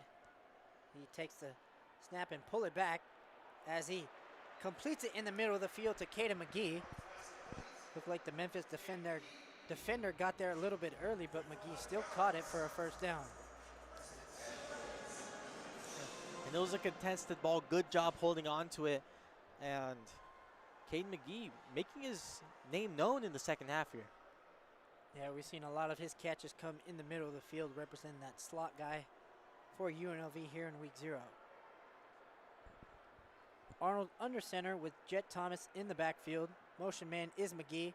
He'll fake it to McGee and hand it to Thomas. Thomas bottled up quickly after a short gain of about 2. And Jet Thomas has continued to struggle in this game. That is his 11th carry with only 43 yards on the day, with a around 4 average per carry, and definitely not something you want to see from your star running back. So 2nd and 8, Arnold in the empty now. With 11 minutes left, we'll set up a screen for Jet Thomas, and he is blown up immediately. That was number 2 of the Tigers, Chauncey Logan Jr., the junior corner, making the tackle. And Jet Thomas has had a better day through the air, and unfortunately that one gets blown up in the backfield, but that's just not a play call that you want to see right now, and it forces a 3rd and long situation, which UNLV has seen way too many times in this game. So 3rd and 11, the Memphis side of the stadium comes to life here with a potential game-changing down. Arnold takes the snap. Deep drop. Arnold looking to take a shot downfield to McGee. A lot of contact there, and he draws the flag. McGee gets up hobbling, but this is likely defensive pass interference. And that was just a prayer from Arnold. Just throwing it up. It was well short and trying to work back to the ball. The Memphis defenders don't know where it is, and it causes them to tie up with. Excuse me, that was Tayshawn Lyons there, the intended receiver. Regardless, it results in a first down and keeps this UNLV offense alive. But yes, to your point, a prayer answered for sure. Now the Rebels have a chance to get back into this game from the 50-yard line. As Lyons got up limping to the sideline. Motion man Peyton Zachary. Arnold looking. Arnold will check it down to Jet Thomas. Thomas makes a man miss as he is tackled after a gain of about 6 on that pass reception. Tried to keep fighting for that play, and it'll result in the 7-yard gain, putting him at 55 yards through the air on the day, which is outweighing his rushing total, which is not something you usually see from the Jet. So Arnold with Thomas to his left side will hand it back to him, trying to get something going. As a short gain there gets him about 2, 3rd and 3 coming.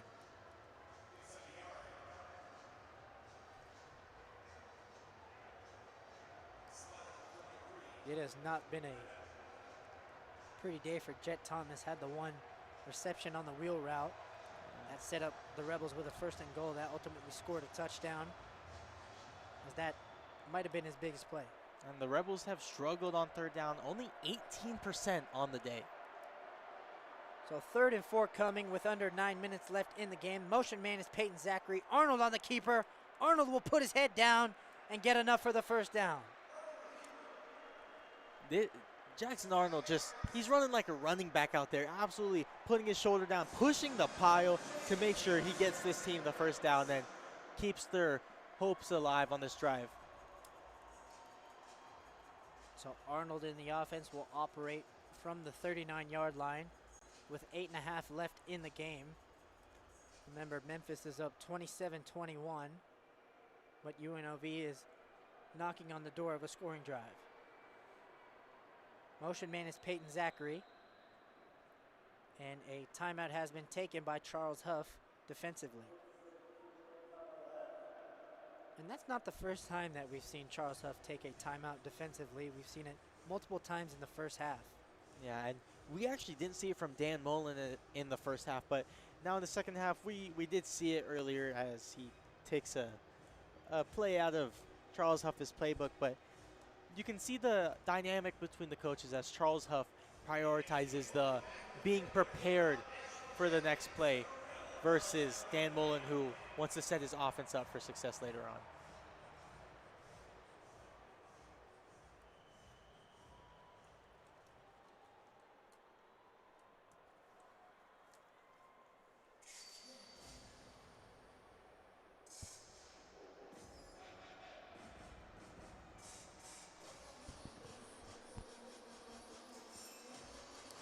So we have 8:11 left in the game. As the Rebel girls and company trot back onto the field to get the crowd hyped as we potentially enter a close fourth quarter. The crowd is sitting. The crowd is most definitely sitting right now as they are anticipating this a is the potential national comeback. champion.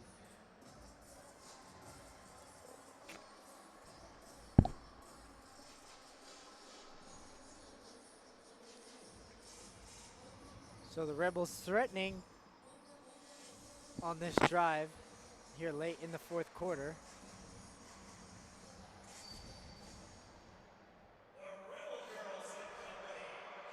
As the Rebel girls finish their job, the Rebels have to finish their job offensively on their side of the field.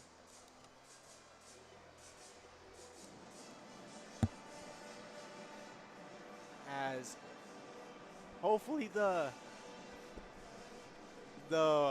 Rebel girls and company got the crowd hyped for this potentially Rebels scoring drive and a hopeful team to take back the lead. As after 3 straight disappointing drives for the Rebels offense, they have given up the 13-0 run for Memphis, allowing them to crawl their way back into a position where they very well can win this game. And we mentioned it earlier, the group of 5 teams, this is a major game with playoff implications. So 1st and 10 from the 39-yard line are the Rebels. Arnold sets up with Jet Thomas to his left side as he fakes the handoff, and now we'll pitch it around to Kaden McGee. McGee with a broken tackle. McGee down to 20. What a play call there by Corey Dennis. And the speed from Kaden McGee, as you see the coaching staff for the Rebels are hyped. However, a Rebel down on the field, not what you want to see late in the game, and especially in week 0.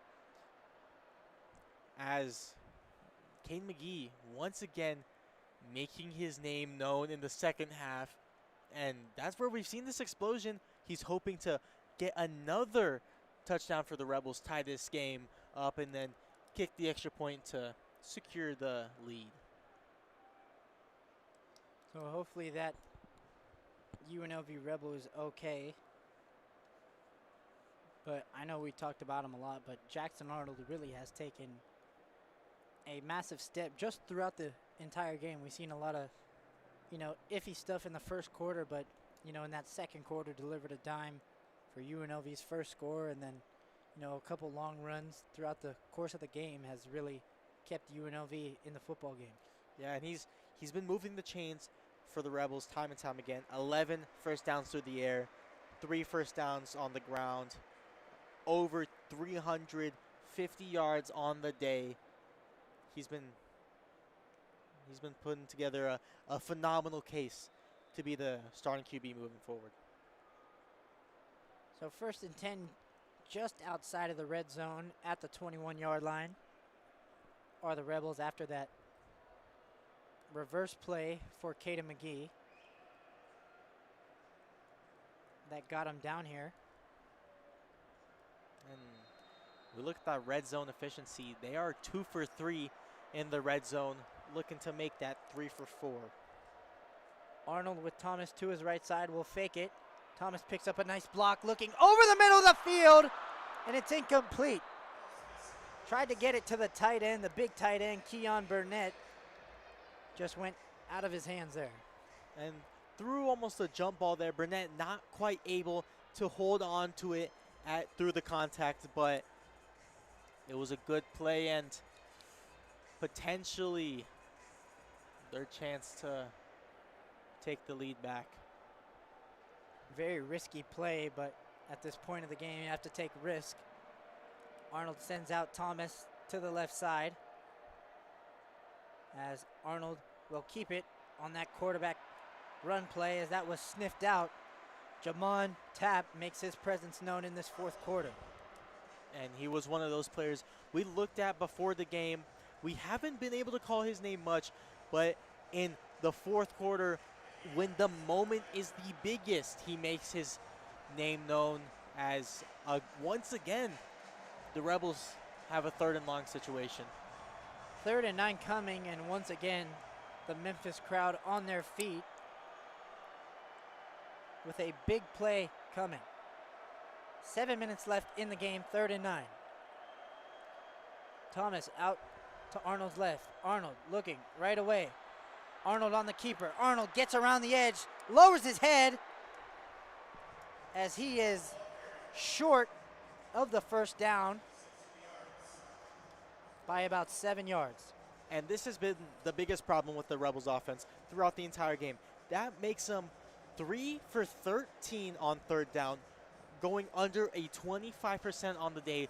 Not something you want to see at all. And it looks like they're going to go for it on 4th down here. So even though the Rebels have a lot of time, they're going to treat this as a last-ditch effort. Arnold in the empty. Thomas represents a wide receiver to the left. Arnold, pressure coming, and down he goes. Tigers get the sack. We talked about him once before. Jaden McKinney there on the sack. And this Rebels offensive line has struggled in the 2nd half to block up for Jackson Arnold, and it shows there. And now this game can very well get out of reach. And Rebel fans across the nation are now starting to worry, as we see a lot of people walking out of this stadium. But this was supposed to be the year for Rebels. Big brother Boise State left. And now when you look at this Mountain West Conference, it's up for grabs. And it started with winning here today, and now you are with your backs up against the wall and in a difficult situation.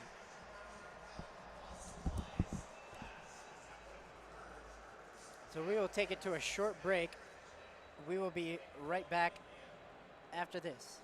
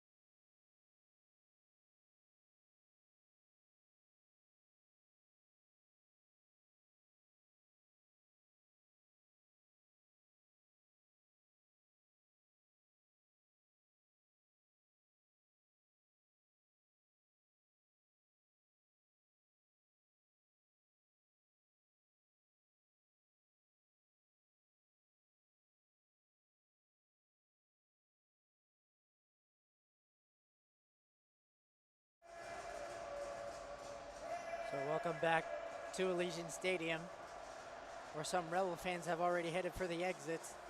With 6:08 left in the fourth quarter, Memphis up 27-21 as UNLV went for it on fourth down on Memphis' side of the field as Arnold took a sack.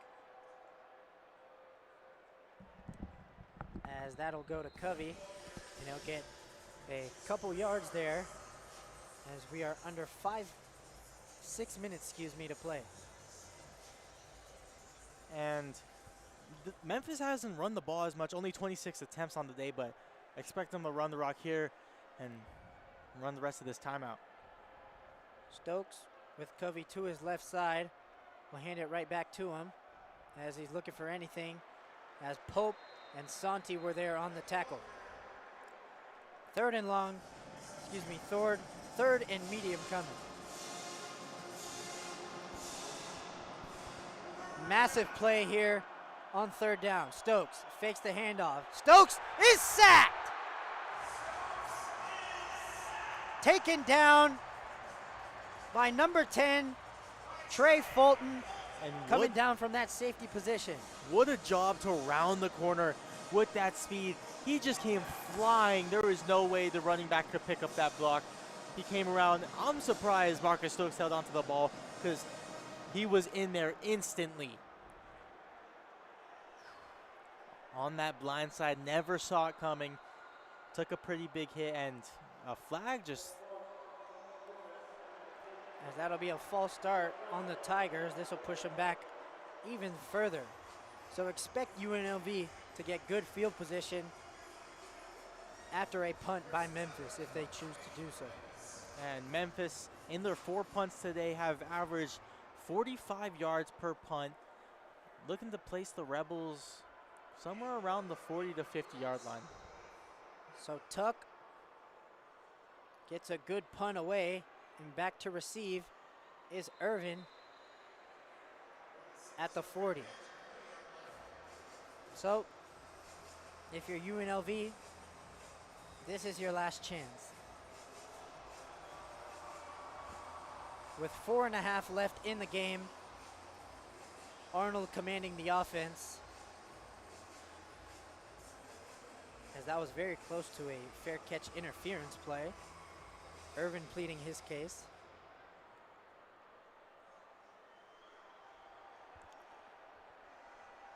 Arnold sets up empty. Now we'll shift back under center. Arnold fumbles the snap. Now we'll hand it to Glover cleanly, and not much there going. You know, everybody held their breath for a second there, but great recovery by Jackson Arnold to dash to the ball, pick it up, and still be able to get a accurate handoff and not let anything hurt the team. 2nd and 9 coming with just over 4 minutes left in the game. Rebels set up at the 46-yard line. Arnold with Jet Thomas to his left side. Motion man into the slot is Caden McGee. Arnold will fake the handoff to Jet Thomas. Pressure coming, and he'll try to check it down to Jaden Thomas and didn't get that pass there. Almost a great catch once again by Jet Thomas. Wasn't able to corral in. Honestly, probably for the best. If he caught that, likely would have been a loss of yards. And instead of 3rd and 10 plus, it's just a 3rd and 9. So 3rd and 9 with 3:53 left in the game. Last ditch effort for the UNLV offense. Thomas sets up as a wide receiver to Arnold's right. Empty set for Arnold.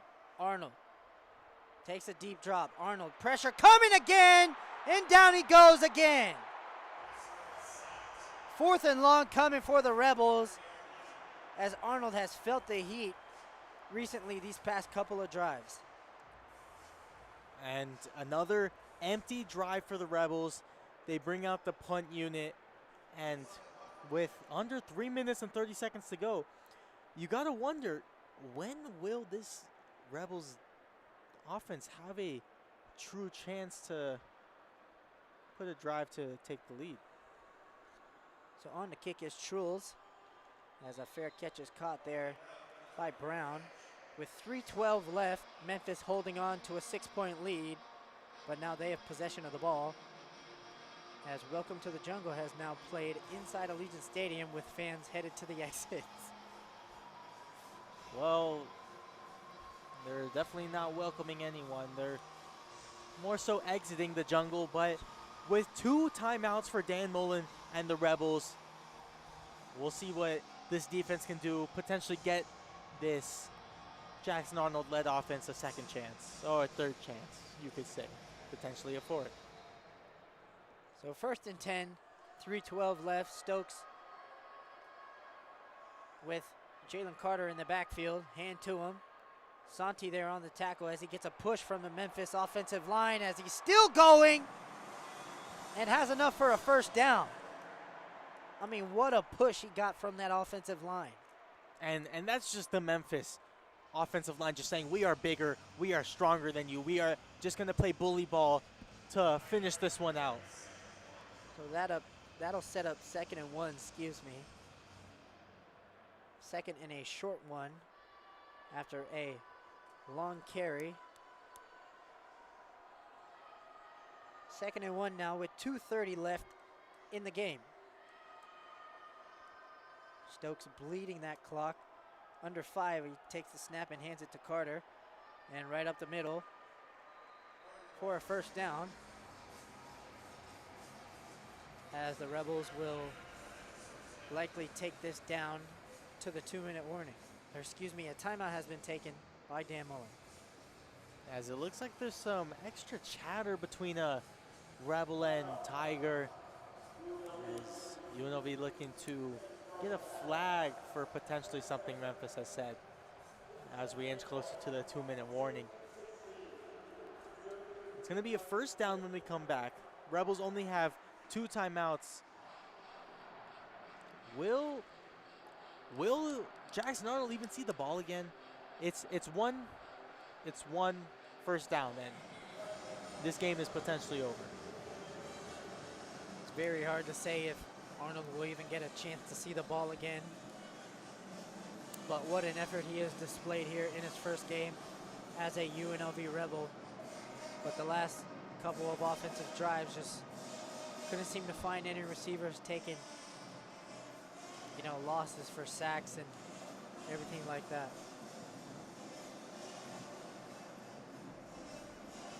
As UNLV actually used one of their 2 timeouts before the 2-minute warning, which I do agree is the right choice here. So 1st and 10 for the Tigers. He'll hand it off for a short gain of about 3. As this will go down to the 2-minute warning.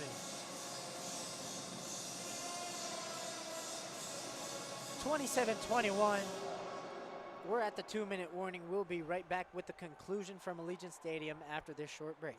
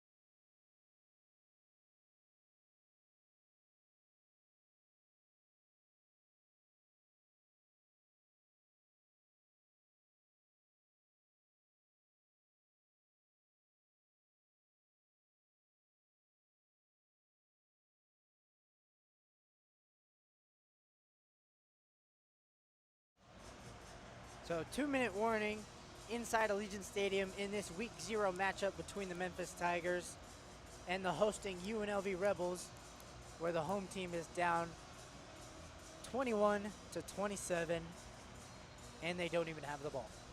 Yep. And it has just been disappointing drives after disappointing drives for the Rebels. They have not scored since their first possession in the second half. It has been an absolute struggle for the offense in the second half, and now Memphis has a chance to soak away the victory here after the 2-minute warning. So Memphis with 1 first down. They look to end it.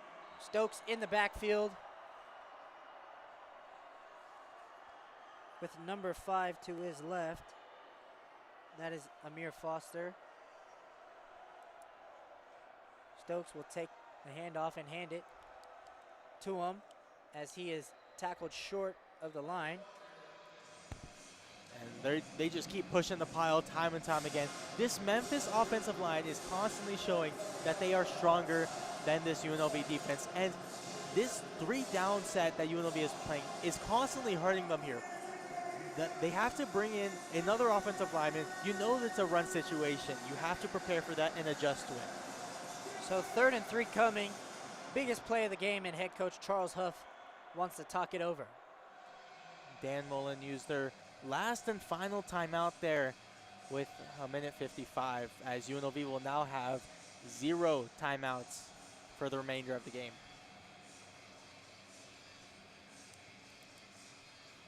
So 1:55 left in the game. Memphis with 1 first down will just about end the Rebels. We saw previously that on these 3rd downs, these crucial 3rd downs, UNLV was not afraid to bring the pressure.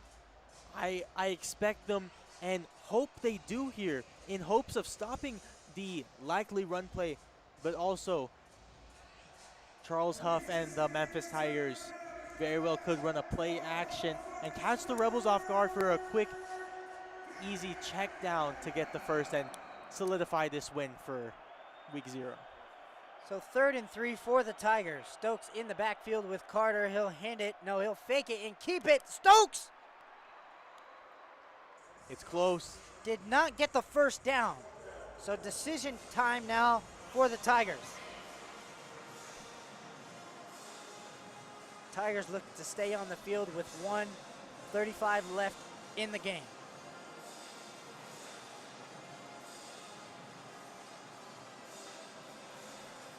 A very risky play if the Tigers do not convert this 4th down. I do expect here, though, the typical hard count, try and make him jump before the timeout, as it actually doesn't look like they'll even do a hard count as there's 1 second left on the play clock. So Memphis takes a timeout with 1:07 left in the game, which will likely bring out a punt situation and for a